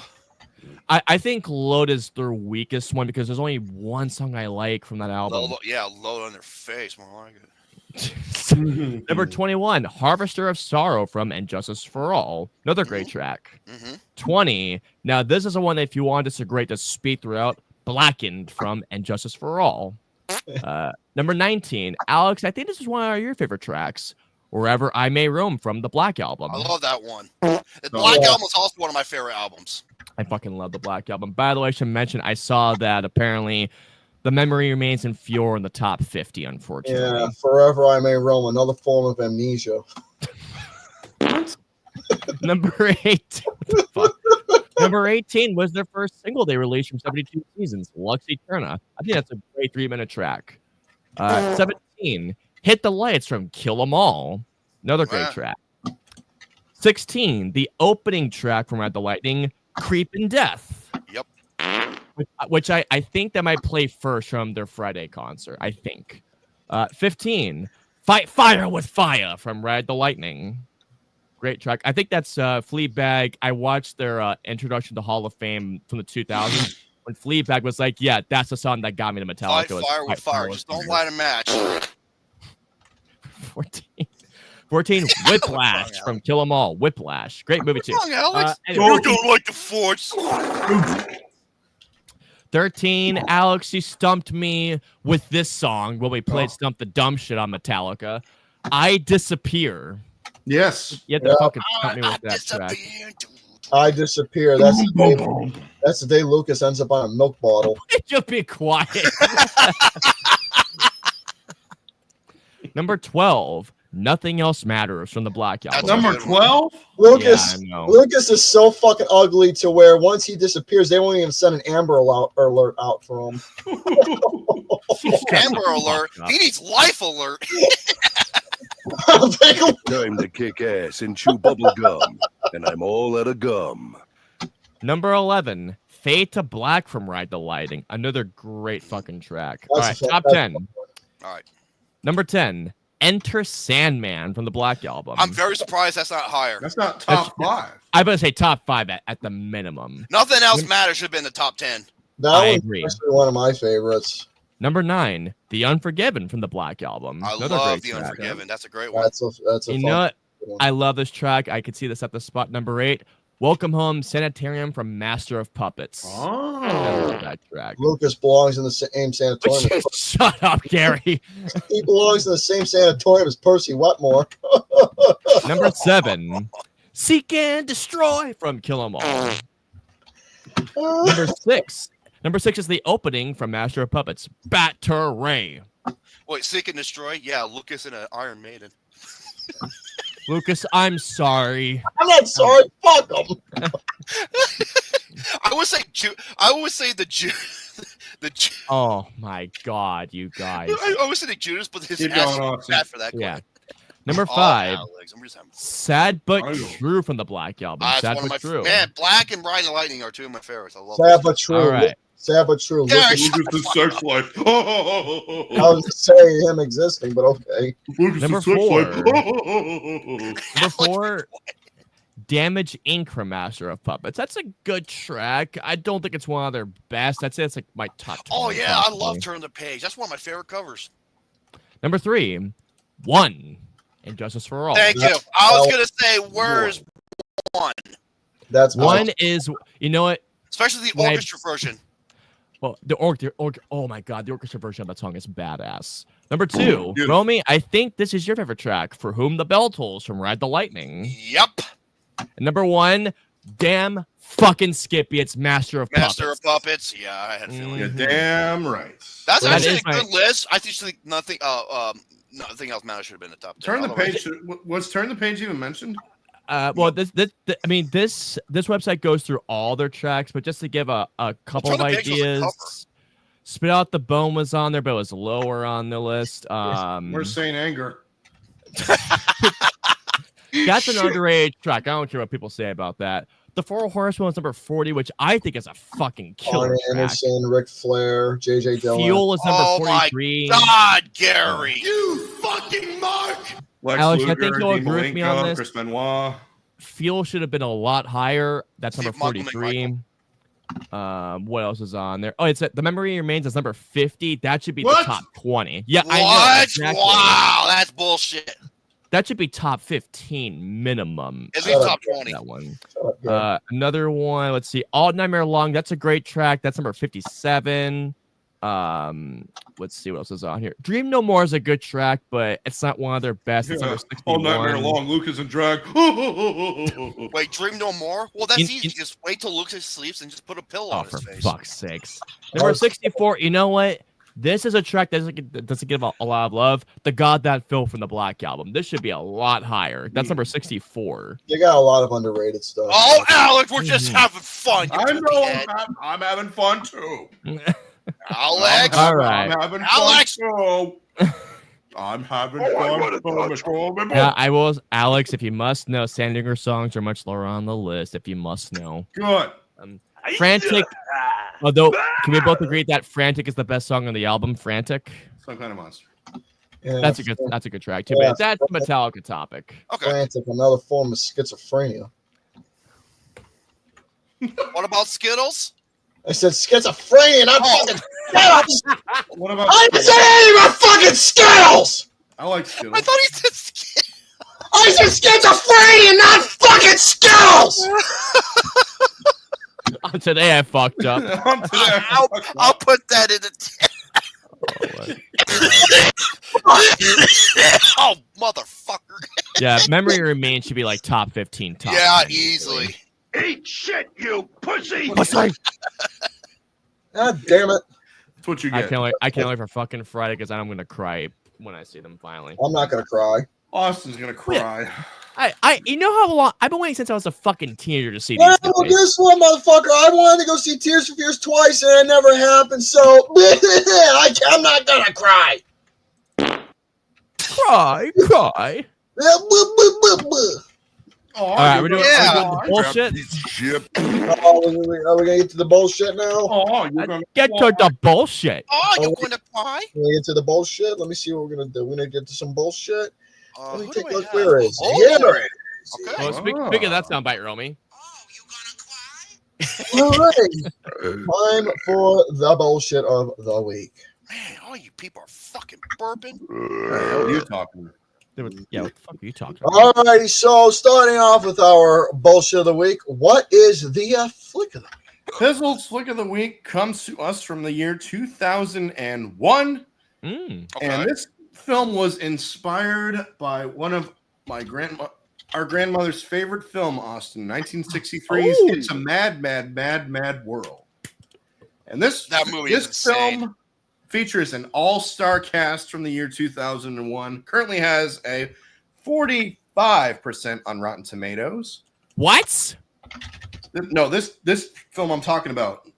Oh, Flick of okay. the I was Week. gonna say, I don't remember It's a Mad World having that low. No, it's it's not higher. that one. Okay, I was gonna say you had to be worried for a second there. Come on now, Austin. You're only 2? Jesus Christ, John. Go ahead, Alex. Sorry. Anyways, has an all-star cast. This let's see, 2001 all-star cast, absolutely amazing, absolutely hilarious. Starring Rowan Atkinson, John Cleese, Whoopi Goldberg, Cuba Gooding Jr., Seth Green, John Lovitz, among others. This is Rat Race. Rat Race. This movie is so fucking It stupid. is stupid. But damn it, it is so funny. I have not seen this movie in so fucking long. Holy crap. I've never seen this movie at all. Oh, hold on a minute. Yeah. It's stupid. It's stupid as but hell. it's funny as hell. Yeah. Oh, yeah. Andy Smart's One of the best parts about it, one of the best scenes is when John Lovitz and his family are Jewish and they're driving Hitler's car. And they drive into a... Oh, my God. You know who made this movie? Who did? Zucker. One of the Zucker brothers. Yeah, Jerry Zucker. Yeah. He's the people who made Airplane and Naked Gun. Naked Gun, Police. Yeah, Naked Gun, Top Secret, and yeah. I can't believe it. I agree, C.A. Cougar. It is definitely a guilty pleasure film. Very nice. So yes, if you haven't seen it, I highly recommend you do so. It's a Mad World remake or a inspiration Rat Race. Mm-hmm. So there you go. Okay. Very What are nice. we playing? All right. So the play of the week actually was released the same year as Rat Race. I'm talking about a game that, well, let's just say it's a source of inspiration for our game today. I'm talking about Conker's Bad Fur Day. Oh wow! I've been replaying it as of recently, and this was my if I'm not mistaken, this was the very first M-rated game I ever owned. This was the very first one I ever bought. And Hey, where the fuck you been, you ginger bastard? Here I am, you greedy bastard. Greedy bastard. yeah, My he- more Spondoli. Pick me up, shithead. Like, I am the great mighty Pooh, and I'm going to throw my shit at you. Have some more caviar. Have some more caviar. The game is it's one of those games that just came out at the right time for the right system. And to me, it's one of the greatest games ever made. The voice acting, the storyline. If some people ask you what kind of game is it, let's just say it's an experience of a lifetime. It's a one-of-a-kind game. It's just one of a kind. And it really is. It's one of those games that you could not make it again. You could not make another sequel. It just... Again, it's a game that came out literally at just the right time, at the right place, and it was the last N64 game as well, the last one. One of the very last ones, yeah. The last one from Rare, excuse me, before they got purchased by Microsoft. Yep. And there's a reason why it went to M-rated. Mm-hmm. We'll get to that because there's some beef. That's all I'm gonna say. Oh yeah, there's a lot of things that they want to put in the game. Well, but it's they like couldn't. this. It's like this. It's I see it, Bacon Pun. It's like this. There are more than one group of people that work on games from Rare. That's Correct. all I will say. And it's my number 2 favorite game of all time, behind Devil May Cry 3 Special Edition. I should put that in there. But no, if you haven't played this game, it's actually, if you have it on Xbox One for the replay, play that version. Don't play Live and Reloaded. No. Do not play that one. I mean, it looks good, but it's... Actually, I don't even like the look of the game because that's what brought the charm of the classic is it was made for the 64. And you know what? Rare Replay, they keep that look, but they do sharpen up just a little bit. I love just that. A little bit. Yeah, enhance the classic versions, okay? Don't just... Yes. Yeah, fantastic fucking game. Fantastic. Okay, by the way, Gary... fantastic. Hey, Gary. phenomenal. Speaking of Lucas... What do you say? You show that picture that Go ahead, Gary. Well, it is Pride Month, so this is Lucas as a fucking homosexual fish. Oh.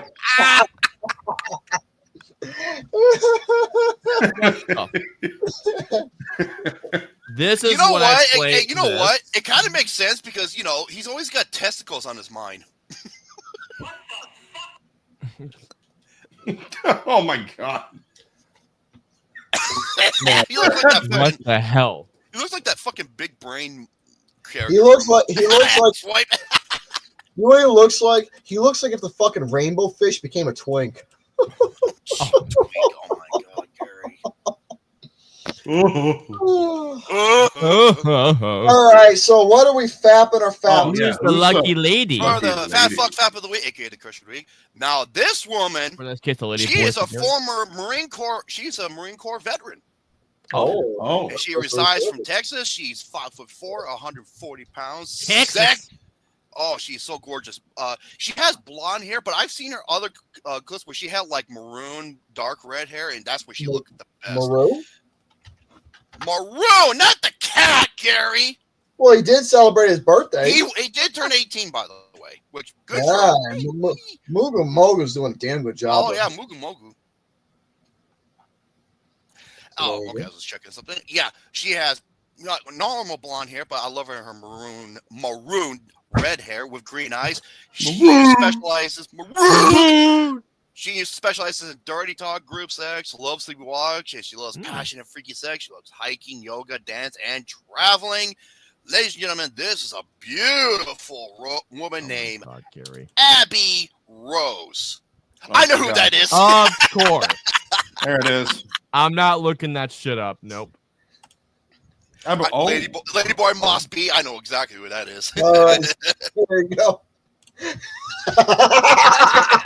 Ladyboy, what? Ladyboy Bubbles!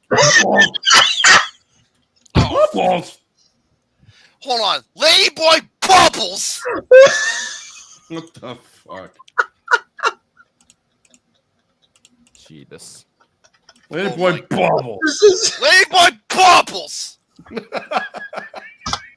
Hold on, I gotta see what she looks like. I don't even know if she's even real. I just made that. I'm looking up. Now I'm going to look up Abby. With a Rose. Z. I just made that up. Okay, you know what? Hold on a second. I have to read this title.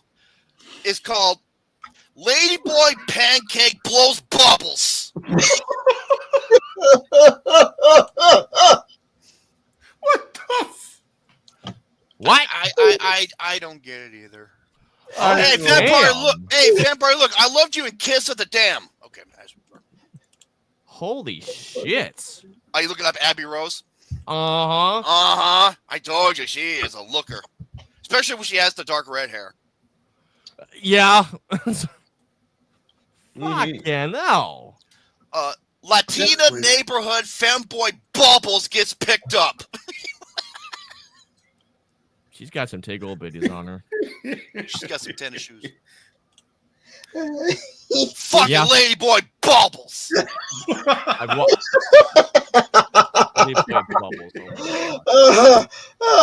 want Abby. I want Abby. You said she was in what? The Marine Corps or? She according to a couple of her profiles, she's a veteran Marine Corps. She was a Marine. Wow. Yeah, salute to her, man. Unlike Oh, Johnson. I'm like fucking Buckethead. Buckethead. Buckethead. Buckethead. is it my turn? It's your turn. It's your Okay. turn. For album Boy, 3, fucking Bubbles. recently, I have a coworker who I'm very close with at this point, and him and I are big music lovers. He was sending each other different songs almost every day. I'm sure he's gonna text me later of sending me some good music that either opening my world or reminding me stuff I haven't heard from a long time. But lately, thanks to him, he's been helping me rekindle back to my love for stuff from the 70s and early 80s in the AOR progressive rock sections. Okay. Specifically talking about groups like Bad Company, REO Speedwagon, Eddie Money, Boston.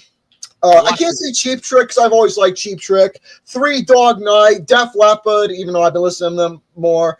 But Tom Petty, Boston, Peter Frampton, Edgar Winter Group, Styx. You name it. Don't forget Midget Hand Job.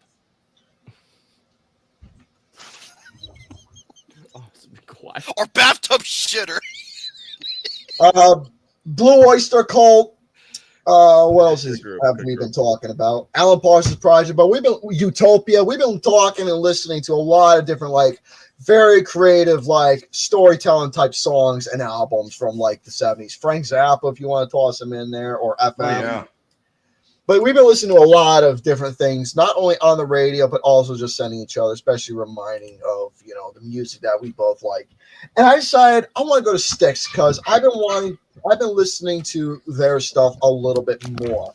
And particularly, I've been going to the realm of their earlier stuff when they were starting off in music, when they were going through like different journeys, like kind of similar to Yes, but not really.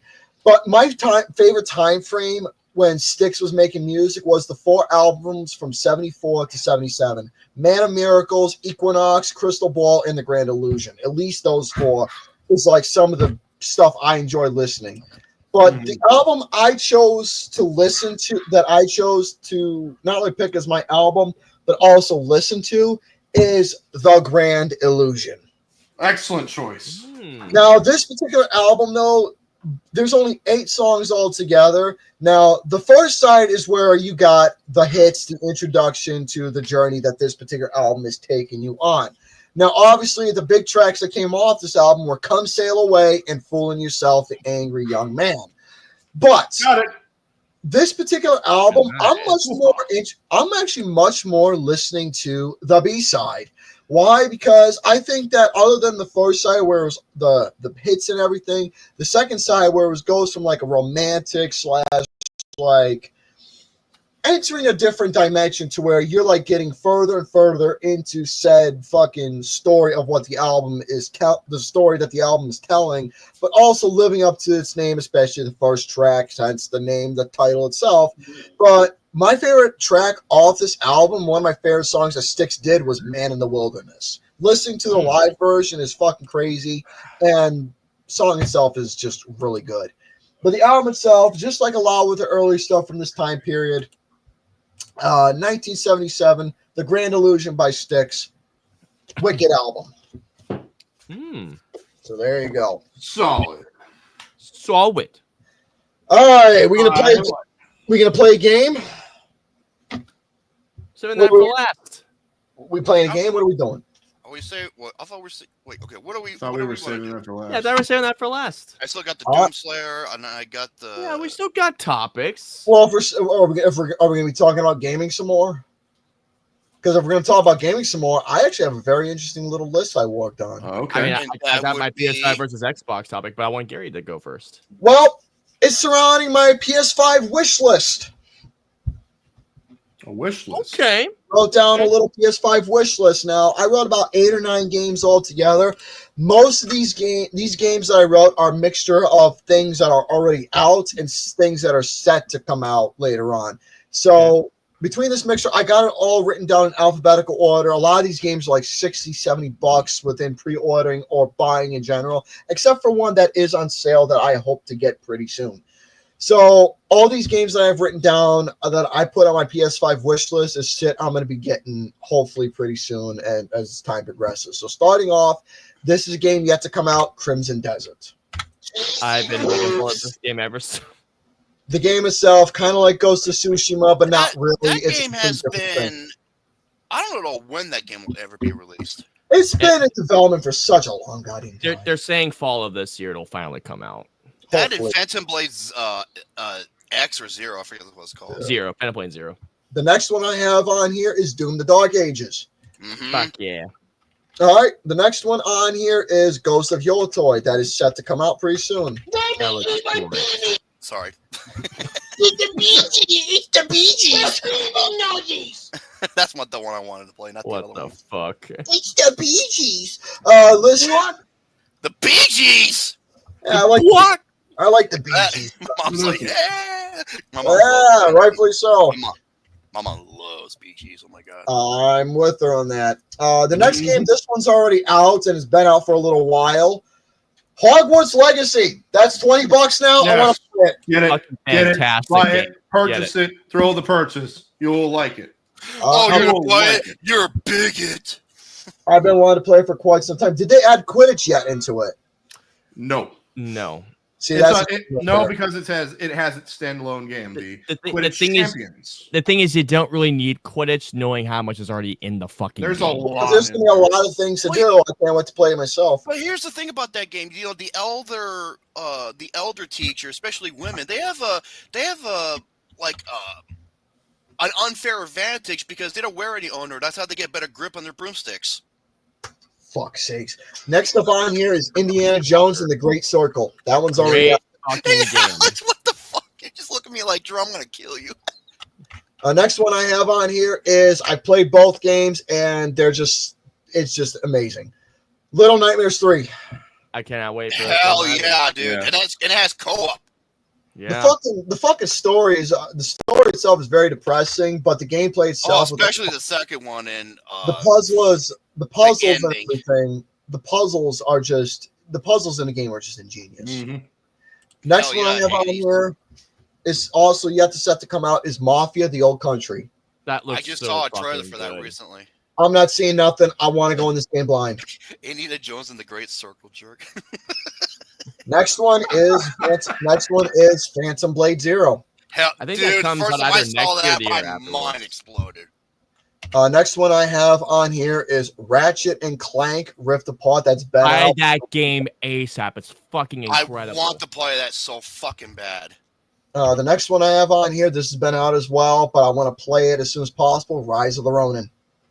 It's a fun game. Okay. Fun game. And the last one, I saved this one best for last. Stellar Blade. I wonder why. Well, I mean, I'm I not. will say, you know what? The gameplay is fucking I fantastic. mean, I do like the Korean culture as well. I do And like. by the way, Oh. the person who worked on the the outfits and the drawings and the artistic values, guess what? It's a woman, and Yeah. she's arguably one of the most beautiful Asian women I think I've ever fucking seen. I showed Gary this. Gary was just like, Love at first sight for Gary. Garebear's Venus Flytrap opened up. So that's that. So that's my PS5 wish list that I have on the system there. All right. Well, since we're on the gaming topic, I might as well go over my little versus topic that I would finally do. I was gonna do a video on this, but I thought, you know what, it would be better for both of us if I just did this then. So that woman has a dump truck the size of with a Romy. So the PS5 and the Xbox Series X have now been out for about almost 5 years now, and I own both. They're both great systems. I wish I had the PS5. I just can't. I owned the PS5 first on launch, and then I bought the Series X about almost half a year later. That was a pain in the ass to track down. Thanks, scalpers. But since I have now played, yeah, asshole, I'm my asshole. My asshole.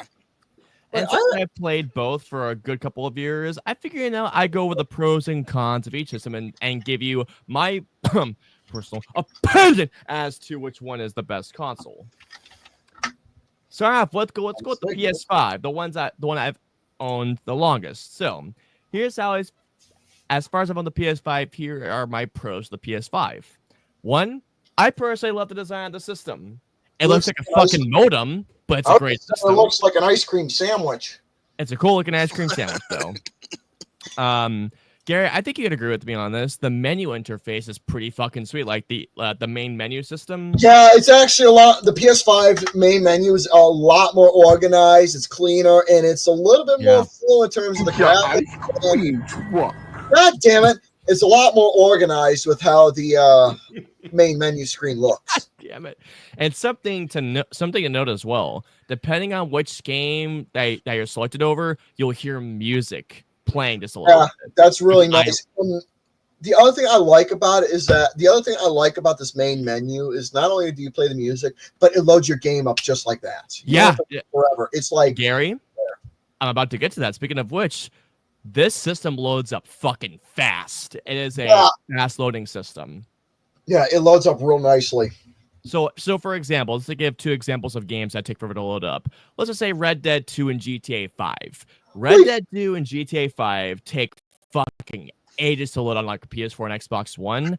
However, on the PS5, Red Dead 2 loads within a minute, like 45 seconds. GTA 5 loads within about 23 seconds. We gotta look at it like this. Those games right there were bigger fucking files, and the PS4 100%. didn't have the fucking big hard drive on like the PS5 has now, where it can just load up just like that. And plus, I'm surprised there's another thing that hasn't even been mentioned yet about the PS5. Oh, don't worry. I'm getting. There's a lot of things that I've written down. I just want to here. say this about what you brought up, Stellar Blade. IGN Friends stated that the people who made that game never seen what a woman looks like in real life, and yet look up the woman named Zayun Che.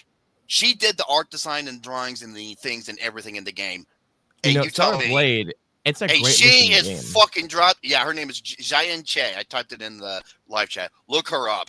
Oh my See god, how beautiful she is. She's my fucking beyond every time I look at her, my fucking nipples get harder. Gary, shut the fuck up! Shut up, Gary. You want to know what me? Anyway, Gary, shut up. Moving on to the next thing. So let's talk about PS Plus, their subscription service. Right. So PS Plus, you know what? They may not offer the greatest games every month. However, there are hundreds upon hundreds of games, and usually their monthly games are pretty fucking great. Like, for example, Gary and I, we got RoboCop Rogue City recently. That game is a lot of fucking fun. Not much in story or anything, but it's the gameplay. But as far as a subscription service goes, for what it gives you, you not only have PS5 games, PS4, you can stream PS3 games, you can play PS2, even PS1 games. Just not disc, it's only emulation, but still the emulation is great. Gary's throwing people out of a building in RoboCop. That's actually, that's the only, that right there is like my only enjoyment for RoboCop is throwing people. Now, the next bit is one of my favorite things about the system is the DualSense controller. I personally fucking love this. I love that controller. The Xbox 360 controller, or that type of controller, I got used to when I was playing Gears of War, but I can't get used to the overall You know what I like about the new controller is that when it starts giving you like vibrations with the buttons, it's like literally giving you like a fucking experience within like the controls and mechanics. And the thing is, and don't get me wrong, the Series X controller is great, but it's only a slight improvement over the Xbox One controller. This actually feels like a next generation gaming controller, mainly because the adaptive triggers and the haptic feedback. So let's say for example, if I were to play like Returnal or Borderlands or a third-person action game, when you fire a gun, you actually get a little feedback from firing the pistol. And if you start moving around, you either feel every footprint as you're moving around, or melee attacks. For example, Ghost of Tsushima uses it so great where you just try and hit somebody, you feel every single hit possible, and it's actually pretty fucking accurate. That game Astrobot is a good example of feeling. I was gonna say Astro's Playroom is literally the perfect demo for not only the PS5 but also for the controller as well, and it's also just a great fun game too. It's a cute little game. Next up is the exclusives. The PS5 has a great system of exclusives. Just to give you a couple of them: God of War Ragnarok, Ratchet & Clank, Gary, Rift Apart, Returnal, Spider-Man, Horizon Forbidden West, even though the story for that game is not great, but that's just besides the point. That's Guerrilla Games there, also Death Stranding, even though it came to Xbox now. Final Fantasy 7. Dude. Oh, the remake of Final Fantasy 7. But as far as everything else, great little thing of exclusives. And speaking of compatibility, it's almost compatible with every single PS4 game minus 10, but no one's even fucking heard of the 10 games that are not compatible. Mentioning one thing. What's that, Gary? 60 frames per second. Yeah, you can do 60 frames per second. You can do 60 frames. You can go all the way up to 4K. You can, and also depending if you have the right screen like myself, you can do 4K at 120 frames per second or 4K 60s. So it just depends on what you have. Bacon Pug said, "I'm sure there's plenty of women who are more than capable of compressing your hard drive." And they said, well, speaking of which, the cons. The PS5's hard drive, unless if you use your own expansions, it is a small fucking hard drive. So you have to be the PS4 had the same fucking issue too. Also, this motherfucker's a big system. It's a fucking behemoth of a system. It's large. It's a big boy. It's a big boy. God damn it. And the next thing, so yeah, if you try and fit in your system or in your little center, make sure you have enough space. Otherwise, you're fucked. It's and those then, goddamn fanatics. The good last news but not is, least, Gary. I was gonna say the good news is that with my PS5, I've not the hard drive that I have on it. I've not used hardly a single ounce of the fucking hard drive on the PS5. I've used my external hard drive for everything. That thing is gigantic. That's a great backup. Yeah, and the last thing is this: if you want to record, let's say 4K video footage, you have to convert it on your own computer afterwards, which is the stupidest. Ever to convert shit, bring it up to that. Oh fuck. Oh, believe me, I know. I did it for Kira Bridge of Spirits.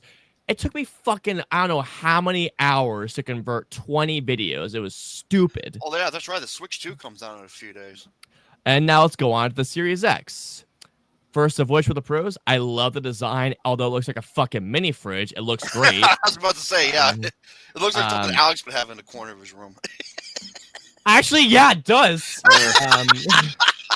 It's a full mini fridge, though. In that fucking mess of a room he has in there. With and shit by the way, bring it up. Right. You know what? I will say Controlled Xbox. chaos, okay? I will know it. Speaking of that, Xbox has a great sense of humor because they released their own little Xbox Series X mini fridge. So props to them. Control chaos. Fuck you.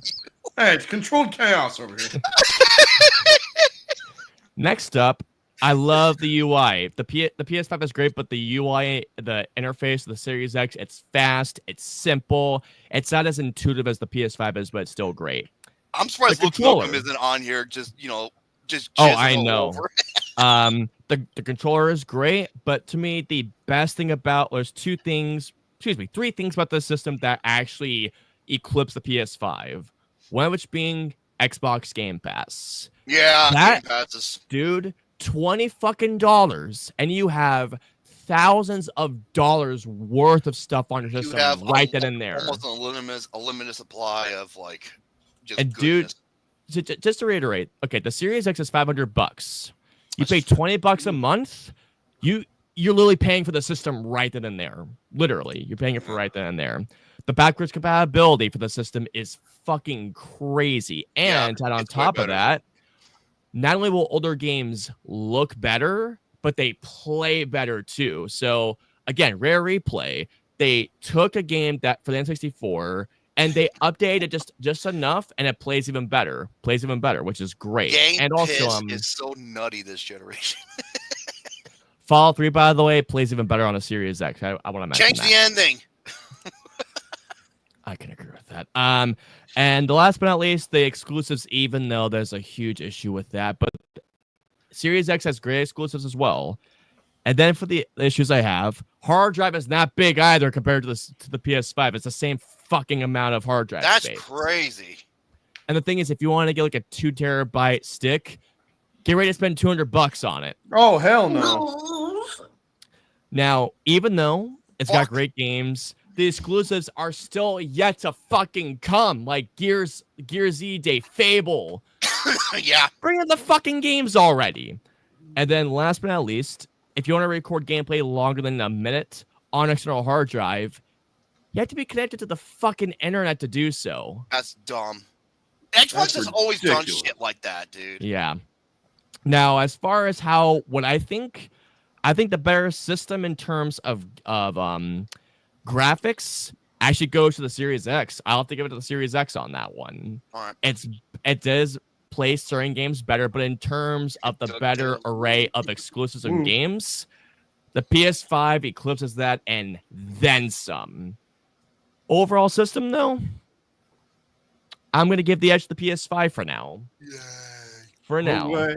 Series X is great. I think the game itself, I think the console itself gives itself to great older games, Game Pass, but I think the better value, it may come down to personal preference, but sometimes the Series X may eclipse it. But then again, I'm a Sony guy. I've always been a Sony guy and a Nintendo guy. You know what, Ricky? You know what? You are absolutely right. It's like this game generation is the absolute worst when it comes to certain games. Oh, and shit. agreed. Like I said, Cyberpunk, Mortal Kombat 1, and many other games. They all went through the dumbest shit, dude. Mm-hmm. Yeah, build systems are great. I love build systems, but I get the slight edge to the PS5 in some areas more than others. But again, if you want games that run and play better, honest to God, the Series X might be the way to go for you. And that is my long-winded thing. I'm trying the fuck up now at this point. Go, let's play our game. All right. Wait, do we have to? Can we do the sponsors first? All right, we got some sponsors. So, ladies and gentlemen, before we get to our game, we got a couple sponsors for you all. Starting off with since it is, once again, I've said so many times already because it's true, because these guys like it and named their show after it, The PP. We got The PP on here, no matter what size. If it's big, small, if it's big, small, fat, skinny, black, white, large, And in charge. polka dot, men in charge, men at work, men without hats. But no matter what size the PP is, the PP is always going to be a popcorn. So the popcorn panel is going to be live once again for you all. As for what movie they are going to be talking about for this particular program, they are going to be talking about Star Trek Into Darkness. The past few programs, Which I think is awesome, by the way. they talked about Jumanji, the last one. Now they're going to be talking about Star Trek Into Darkness. And so that is going to be an interesting little This program. episode is brought to you by Raid Shadow Legends. Oh my God. It's brought to you by Hero Wars. Great Shadow Legends. Clash of Clans. Now, as for who's going to be participating in this program, we have Count Victor, we have Jared the Saint, we have fucking Cheating Charlie Chayton Chaplin with him looking bald. Now he looks like a goddamn bowling pin. So I told you when he had the red shades, he looks like Woody Harrelson from Natural Born Killers. yeah, but you don't have the red shades this He time. didn't have the red shades that time, yeah. And then you have Tommy Boy joining in whenever he wants to. Tommy Boy. Tommy Boy, great movie. Yes, it is. Couldn't resist, sorry. Okay, so that's the PP for you all. Join them every single Tuesday night at 8 p.m. Eastern Standard Time. Also coming up with is this program. By the way, Oh God. they've been playing. I made a good amount of these. They've been playing my Joe Hendry Garebear video. Yes, they have. I've Like when actually they come been, back, especially the one with the farts. Their reaction, they were laughing for fucking Priceless. minutes straight. now They just couldn't have decided themselves. to make these guys feel better, since I hardly join the chat now these days because I get home late, and when I get home, I just want to relax. But I do have a tendency to check up on the program on replay afterwards, just so I can see what the hell's going on. That's what I had to do last time. Yeah. I've been doing it because I get home late and I don't really have much of a chance to really watch many things live anymore. So I have to watch on playback now because of my scheduling. But I do watch the Joe Hendry stuff. It's pretty funny. But you got these fucking guys right here. First things first, you got the Blandon. You got the Did. Blandon. He looks like fucking. You got the Blandon who looks like chewed up bubble gum. So you got that guy. You're a bubble gum. You got that guy. What kind of stick form or tape? It's the fucking ones that. It's the fucking not the gumball. It's the one that. It's the fucking gumballs that's gonna be used in Squid Game. Fucking Okay. ones. Joey, every time I send Joey occasionally the fucking link, you know he said this time, he goes, "No more orders for you. It's time for you to actually eat fruit." I don't mean Fruit Loops. Fucker. Jesus Christ. Oh, hey, Timothy, Tiny Tim, he said something in the live chat you want to... Yeah. What do you say? Fantasy football fever. Yeah. We will get to that, my friend. We will be getting to that momentarily. Did I actually remove that? No, should I? Here. I'll just copy this, collect it, and put it right here. There we go. There. Okay. That's better. There you go. That's better. That's better. TJM 3774. TJM 3774. Four. What Four. Four. happened? Okay, Oh, Okay, so like I said about Rant-N-Rave, as for these fucking guys, well, Jordan. We have Jordan. Except eating it. Poo-poo. Jordan looks like poo-poo. great He looks- mighty poo-poo. He looks like the last shit I took. So you have that guy. So drizzling shits. You want to know what he looks like? You want to know what Michael Bombardi, the retarded Hillary, looks like? He looks like a fucking downgraded pretzel. What? What does that even mean? What is that supposed to look like? What? What's it supposed to be like all limpy and soggy or something? Yeah, that's a downgraded pretzel. Then you Okay, Godfather. Then you have our buddy Wilbur, who sits there like a deer in the headlights, just wondering exactly where the hell he is. If he's He is not going to be here this week. Sakes. Apparently. Unfortunately, and I wonder if he's Skittle schizophrenic. Skittle, What? I said schizophrenia earlier, and your dumbass said Skittles. I know what you did, Gary. Yeah, I know exactly what you're fucking doing. Yeah, Skittle schizophrenic. You want? Speaking of schizophrenia, I can show you somebody. Fuck is this Speaking piece of of shit? schizophrenia, I can show you a picture of somebody who looks schizophrenic. No, Gary, no. Don't even. No. I said no. Oh.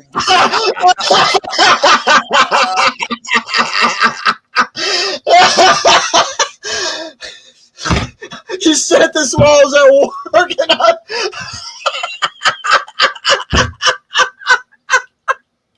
You know what he looks like? He looks like he fucked up playing Rock Band on the drums. you know what he looks like? There's He You looks know what he looks like? Looks like an unstuffed butterball turkey.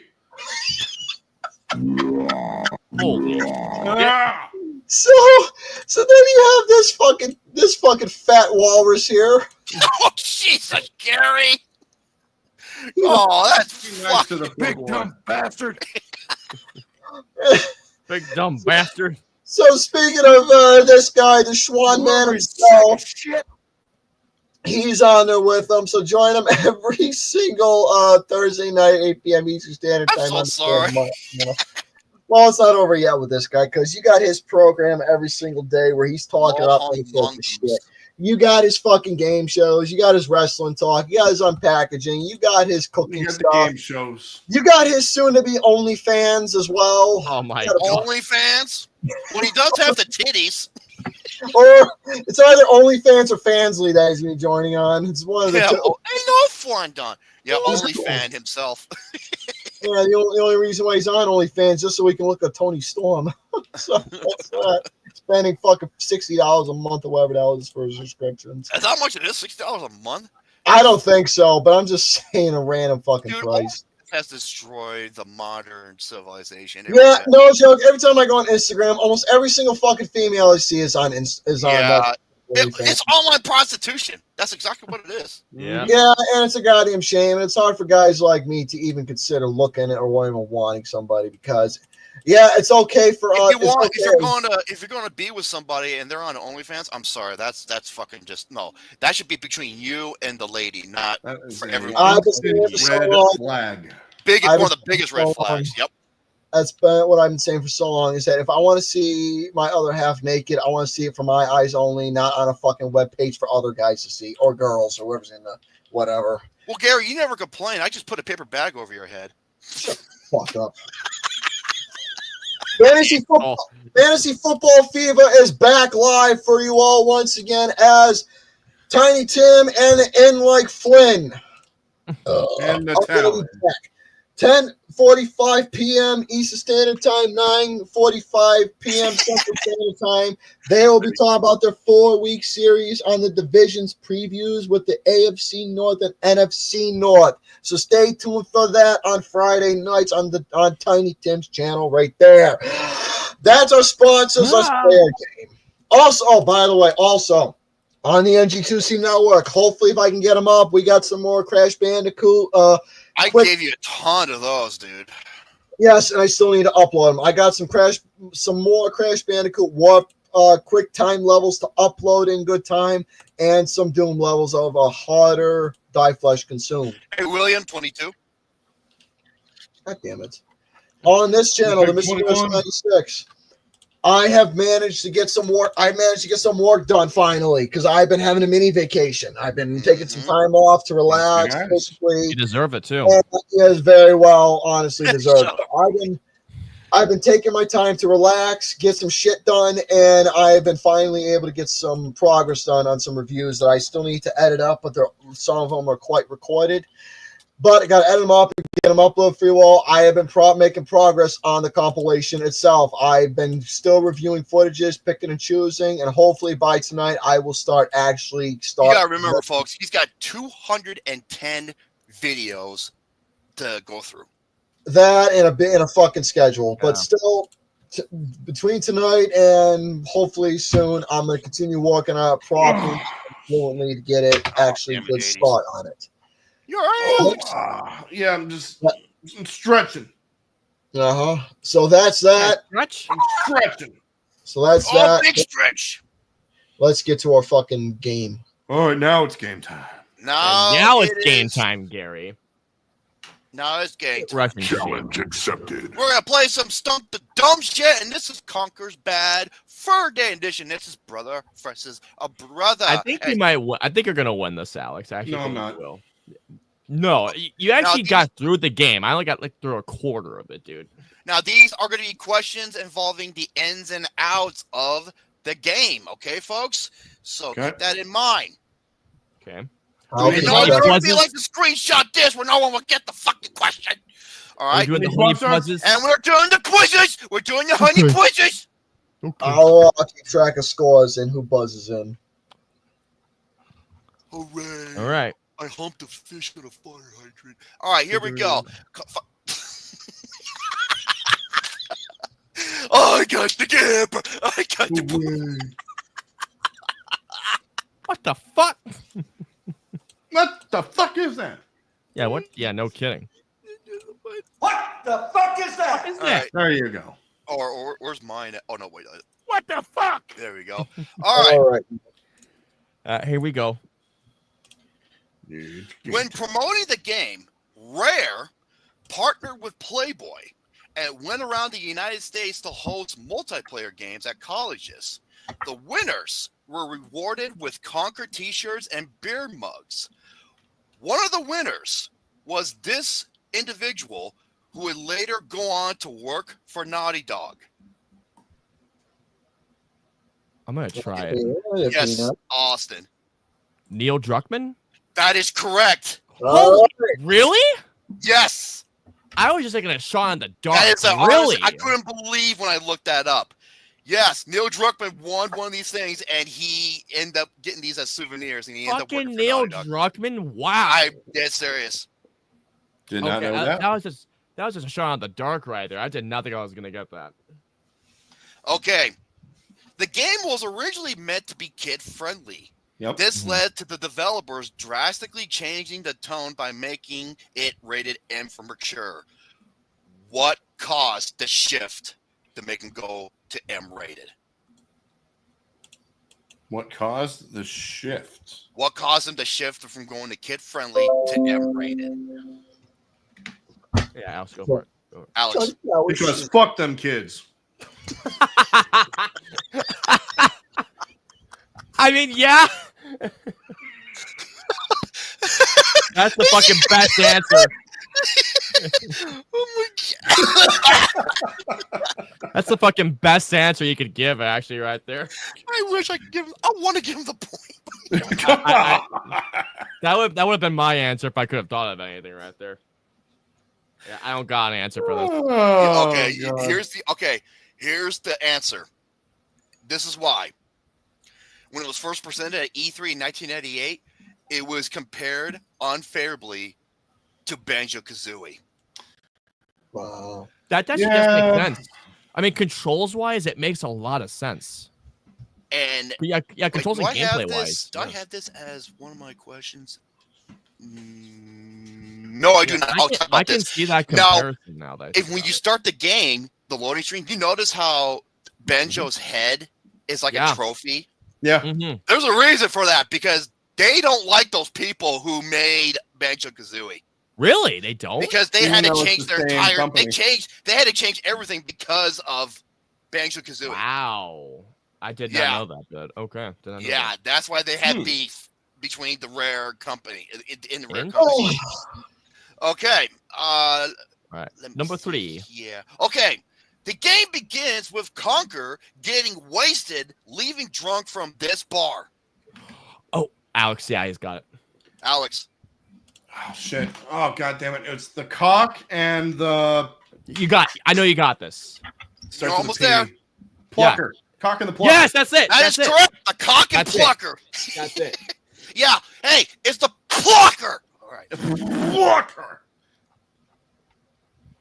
Yeah, I was trying to think of the fucking name. I knew the cockpit. Don't tell the context. With the I forgot the plucker part. That's the only thing I forgot about it. Okay. The Great Mighty Pooh's death dialogue when he gets flushed is a parody of what famous movie villain? Oh, Alex. Oh, damn you! Wicked Witch of the West. That is correct. I was waiting until I had the fucking question to actually. That Okay, was the you know end of what? the Hey, question. no. Unlike Gary's ass, What? if you buzz in, I'll stop with the question and you can answer. You don't have to wait till the end of the question. Oh no, That's I fair. did the whole No, fucking fuck you, thing. fair. Gary. No, I fuck did the you, whole Gary. fucking Fuck you, thing. Gary. I still haven't forgot about the never-ending story shit. You tell her to be quiet one more time. I swear. Well, to how God. could a good I'm little gonna shove this squirrel fan up your beat booty me? hole. What's a I'm world? What's a melting. I'm world? melting. Why could a Oh, good what a little world! squirrel? What a world! Okay. The game was first announced as being in development at the E3 1997 show under this working title. Oh, Austin. Conker's Pocket Tales, I believe. No. Shit, I thought no, that that's the Game Boy version. Gary. Oh yeah, you're That's right. the Game Boy Yeah. version. I'm That was talking the Game Boy about. Hey, version. Gary! Good, the show got better. Shut up. What the hell was that? I thought that was it for a second. I'm gonna take a guess. Okay. Conker's Quest. That is correct! Really? That was it? That was the original title, yes. Wow. Conker's And there was another one. Quest. It later on became Conquer 12 something. That I remember the 12 That- one. I can't But remember that wasn't exact the name. original title. Yes. Yeah. Yeah, Hey, he pressed Alex, the button. look how you're doing right now. You know what? Hold up a second, Hunter. Yeah, Pocket Yeah, Tales. That actually did come out though. Pocket Tales. Yeah, that was on Yeah, the Game yeah, Boy. yeah. Plucker Oh. of Plasma. All right. Game Boy Color. Oh my god. Okay. Conquer's Bad Game Boy Fur. Color. Would you be fucking quiet? I'm trying to keep it. Damn it. Okay. Conker's Bad Fur Days intro showcasing Conker as the king while the camera zooms out is a parody of what movie? Austin. A Clockwork Orange. That is correct. He's drinking the milk and everything. Yep. It even does the narration just like Clockwork Orange as well. Wait, what did King Bacon of say? all Game the Boy. land. He said Game Boy colon. Yep. And there's the pitchfork. What was it? There's a No, whole and bunch almost of all the references throughout characters were there. game. Even Yeah. the rat that fucking explodes. Mhm. That bit had me fucking dying when I saw that again. If you don't get this fat ass bitch.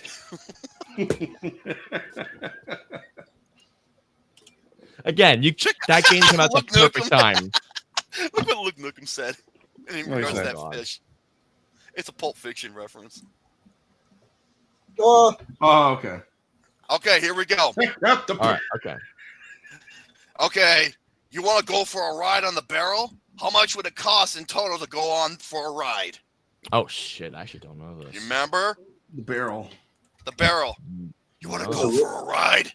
Is it a root beer barrel? Scares it's a- the fuck up. It's a what? What the fuck, Gary? A ride on the barrel? You don't remember Yeah. that? No. You want to go for a ride on the barrel? It's the only way you get to the mansion. Oh, before the Dracula bit. Oh Okay, Alex. Is it 1,000? How much? Is it 1,000? No. Oh no, that's across the bridge. Yeah, that's why I remember right no. there. Hey, it's a guy in a barrel. He's like, hey, want to go for a No, ride? yeah. How much does it cost to go for a ride? I'm gonna go for it. Okay. 500? 500? No. Fuck. Is it higher? Way higher. Higher or lower? Higher. I don't remember. Alex. 2,000? A little bit higher. 2,500? Lower. Way too quick. Fucking busted it.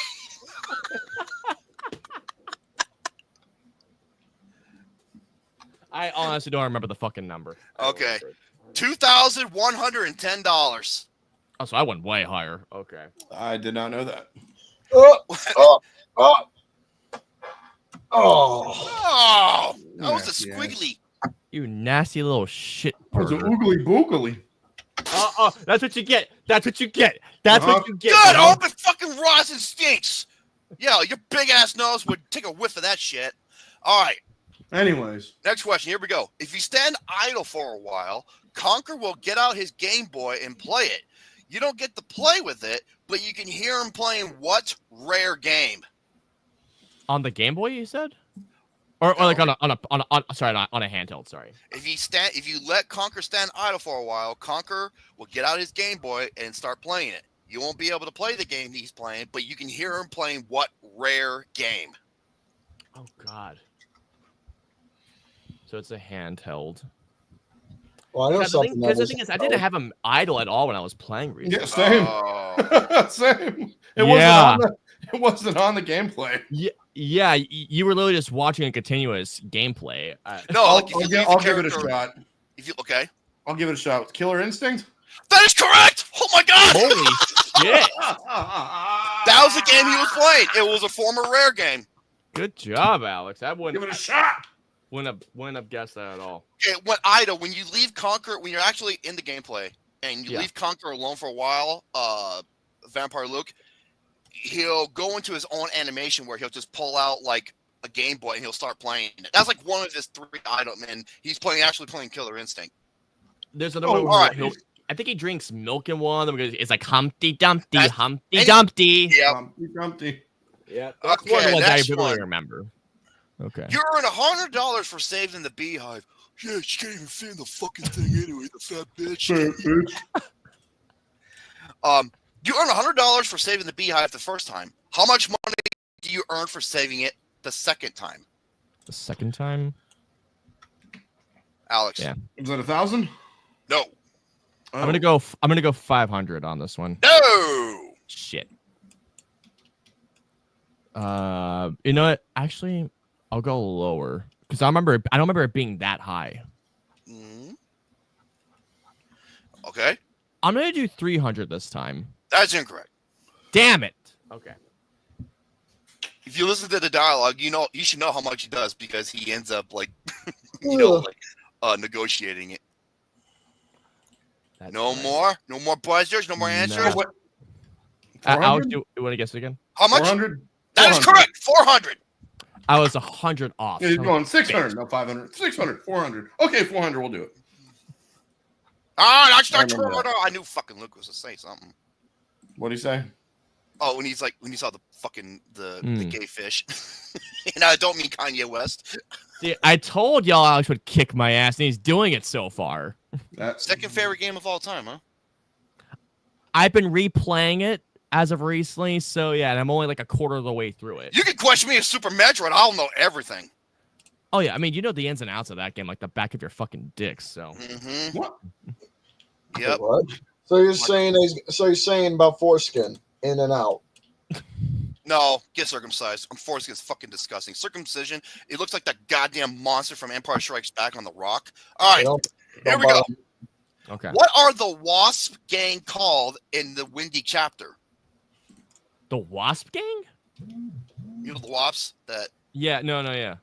Because What are I they mean, called? I know they have like an Irish Scottish accent. So I remember that much. Yeah, I'm gonna beat the shit out of you, boy. I'm gonna get the shit out of you. I just that was playing. I was rolling up. The dung. I was rolling that fucking huge shit ball up. He puts the fucking TNT. Hey, you want big ball pool? The fucking gang. The name of the Wasp gang in the Windy chapter. Hey, look, be quiet. What did Luke say? A hot take. Oh hell no! You see the killer is? Hey, play the original against me. I'll be TJ Combo. You can be Jago all you want. I'm gonna knock the shit out of you. All right, you don't know? No. They're called Wayne and the Wonkas. The Wankers? The Wankas, yes. Willy Wonka? Not Willy Wonka. Speaking of chocolate doo-doo. All right, next one. Here we go. Yep. Fucking molten hot chocolate doo-doo butter. When you meet the gargoyle at Hungover, where did he say he sat at and for how many years? Oh my god. Where did he sit? Where did he say he sat at and for how many years? I think I remember where he sat at, but I don't remember the fucking years. I think I remember where he sat at, but I don't remember the exact years. Oh, Garrett Austin, you talked about it not too long ago. I know. That's what I was thinking. Holy shit. Nelly. Oh my god. Oh, Nelly. I know where he sat. It's fucking not a year. I don't remember this. Speaking of Jello pudding. Oh, come on. Yeah. I don't remember the years. I don't remember the fucking years. That's what Eric looks like he's doing right there. Oh, for God's sake. He looks like he's trying to shit out some jelly pudding. I just oh remember my the fucking... God, Gary. Look what he put on there. I don't remember the years. That's what's throwing me off right now. Right. Alex, you have any guess? Oh, God, there's that. Nope. Yay. Okay. Gothic architecture. I remember years. that part. 200. That was what was throwing me off, was the 200 years. Okay. This next question isn't it really been talking about Gothic architecture? Yep. Now, this next question is going to throw you guys off. You're not going to believe this. Okay. How many total voice actors are there in the game? I don't remember how many total, but I remember one specific thing about the voice acting. I'm going to say 2. Is it correct?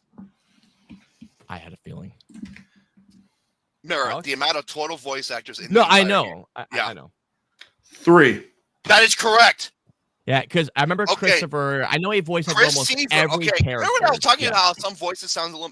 Chris Seaver, he did almost all of the voices in the game. He did. Louise Ridgway, she voiced Barry and a few other That's right, yeah. characters. She did the Sunflower. And there was one more. The Great Mighty Pooh. The Great Mighty Pooh was voiced by Chris Marlowe, I believe, right? That's correct. Right. Chris Marlowe, I forgot about him. I forgot about fucking Great Mighty Pooh. And I know how I was inspired too. I remember that entire thing. Yeah, because he took a fucking dump, and Chris Seaver and the other people at Rare and the guy's name is Beardy, guy based off of Birdie. Yeah. Y'all looked, they're like, holy shit, and they just made it a character out of that. Birdies. Birdie. Again, that's the thing I forgot about. The fucking. Yeah, he's into myself. He's known for doing opera, and he's actual singer and everything. And his fucking bit is hilarious. Oh my god! You know what he said? He's like, man, this character will outlive me. He's your birdie. Let's see. Okay, Greg the Grim Reaper has a vile hatred towards 2 things. Name them. Austin. Cats is one of them. That is one. Cats is one of them. And wait, wasn't squirrels actually? No. I thought it was cats and squirrels. Oh my goodness! You didn't get that far enough into the game yet. No, I haven't. No. Fuck. I remember one. I know he vividly said cats. I remember that. Cats is one of them. What was the other one? Alex. Zombies. That is correct. The That's undead. it. He gives you a shotgun. And he's like, kill those fuckers for me. Yeah. What was it? The Cats voice was. It's like I don't know how I do that voice, but little prick. Yeah, pricks. Okay, in the Ooga Oh, what? Here we Uh-huh. go. In the Ooga Booga chapter,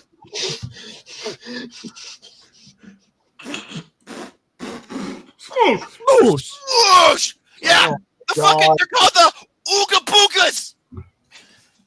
Ooga boogas. Ooga I should fucking have watched that Boogas. fucking playthrough that Alex did. Ooga Booga Ninja. In the Ooga Booga chapter, there are some cavemen that steal your money.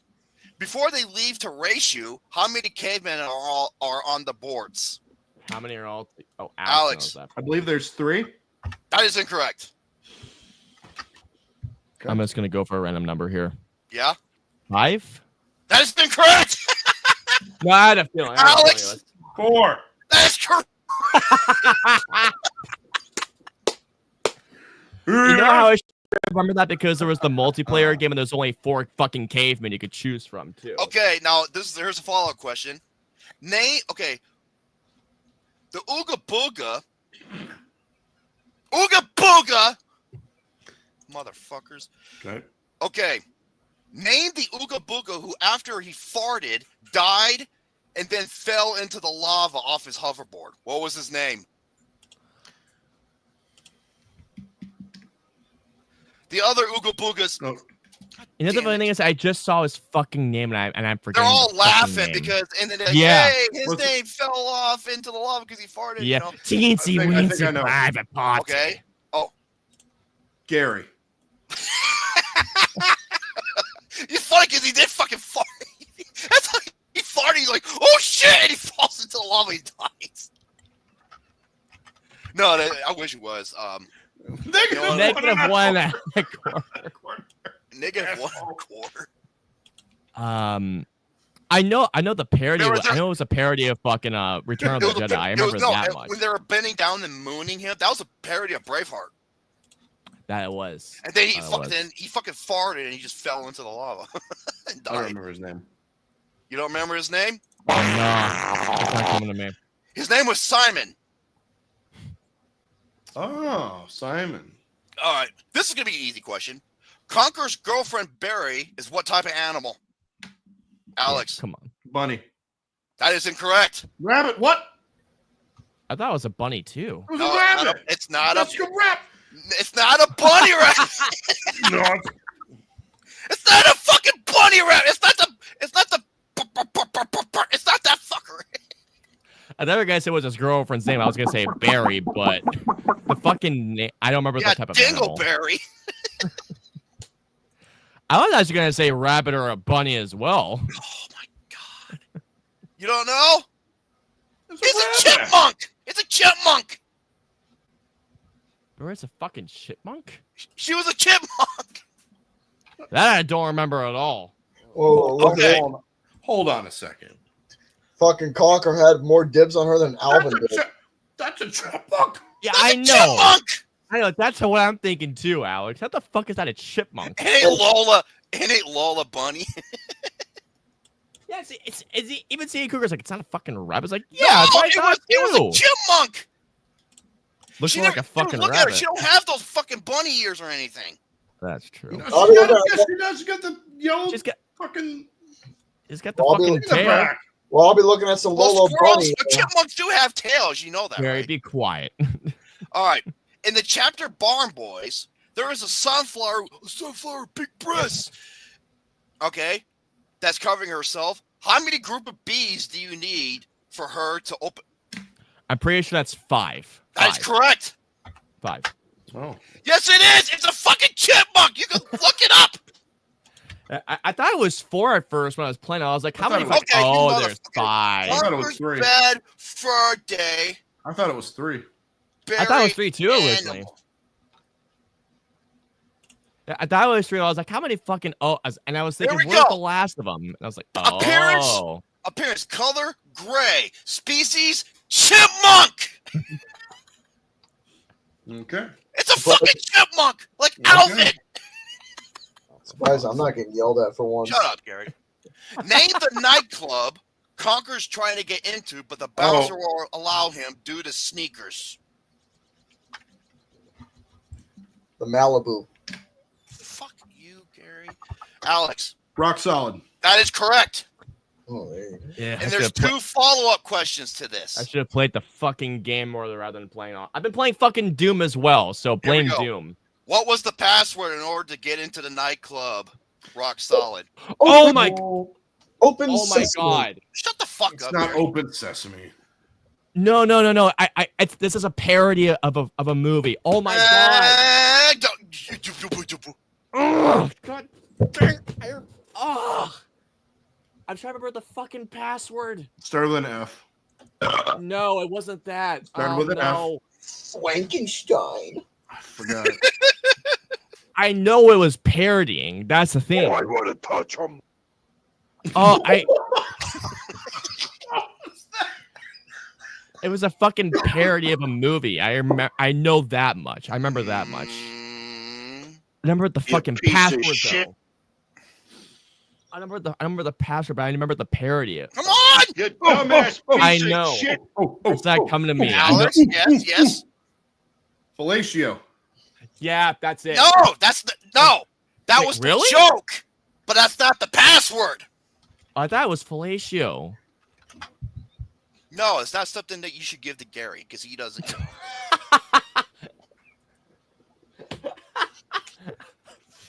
You would need 2 things: a tweezer and a microscope. All right. I don't remember the password. I remember It's what the parody of it was. Fidelio. Oh my! Because it was parodying Eyes You were Wide so Shut. close. You know what, Austin? Fuck you, dude. That was the next question. What was it parodying? The password is a parody of what Stanley Kubrick movie? It's your least favorite one too, Romy. Well, I'll give him I the point I for that. can't stand Eyes Wide. I'll give him the point for that since he got Okay. it right with an answer. That's fair. There. That's fair. Bullshit, dude. How many more questions are there? That's it. That was the last one. All right. I told you Alex would kick my ass. I Well, told you. he won the game, so that's Second that. favorite game of all time. I haven't played this game in fucking years. I've been trying to replay it. Pussy. Okay, so I've what been- needs to do is stump the Dumbsh&t me when it comes to Super Metroid. I've been trying to play it, but you know I've also been playing. I've What been was playing the the name of the Doom. squirrel that got blown up? Do you remember Scroll that? got blown up? And Yeah, which with chapter? with the glasses. With the glasses. that That's was not war. true. He never died. Exactly. But that What was- the name? I don't remember the name, but I know which chapter of the game, and I remember the parody. But that's Saving Private Ryan. I remember that bit. I'm remembering those details, but not the fucking characters' names. God damn it. The I answer should have is rodent. Mm. Rodent. Yeah. They were fighting the Teddies. There was old They're parody of fighting Indiana Teddies. Jones The going like, Teddies were Teddies. not I so hate these guys. There was a parody of the Matrix when the fucking lobby The Matrix, way, yes. the lobby. There's Yeah, a parody and of then Aliens. Alien and Aliens at the There's end. there's a parody of Reservoir Dogs, The Untouchables. I mean, The Untouchables. That was gonna be a question I was gonna say. there's also a parody of When there Beefy was was a fucking baseball Jaws. bat. There's actually 2 Jaws parodies. There was 2 of them. The dog. No, and Roland Emmerich's Godzilla. Believe it or not. That's true as well, and Dracula as well. That was actually my favorite segment of the game no, too. Bram Stoker's Dracula. That was pretty much the chapter when you go into that house. That's my favorite There you segment of go. the game too, because he was Conker's great Yeah. great grandson or something. Oh, like mine's easily War Day. Well, that. there Or you go. War Day's a badass Well, segment. is it time to go bye-bye? I think want- it's time to Yeah, move it's on. time. All right, it's time to go bye-bye. So, folks, that's going to do it for this program for you all. We shall be back Play live. music. Play the music.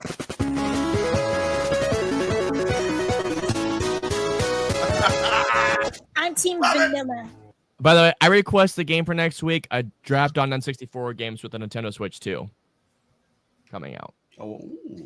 We'll see what will go on with that. So, folks, stay tuned for another program for you all next week here, as we will be live while doing what we do best for 324, and then we shall be back for 325 for a special. Hopefully, we'll have a nice little theme for you all. I will say for episode number, I think it's 330, we're going to be doing an 80s edition for that particular Yes, right. episode. And I have a special screenshot disc of 80s films lined up for 330 that I will be actually hosting. And it's going to be a proper fair one.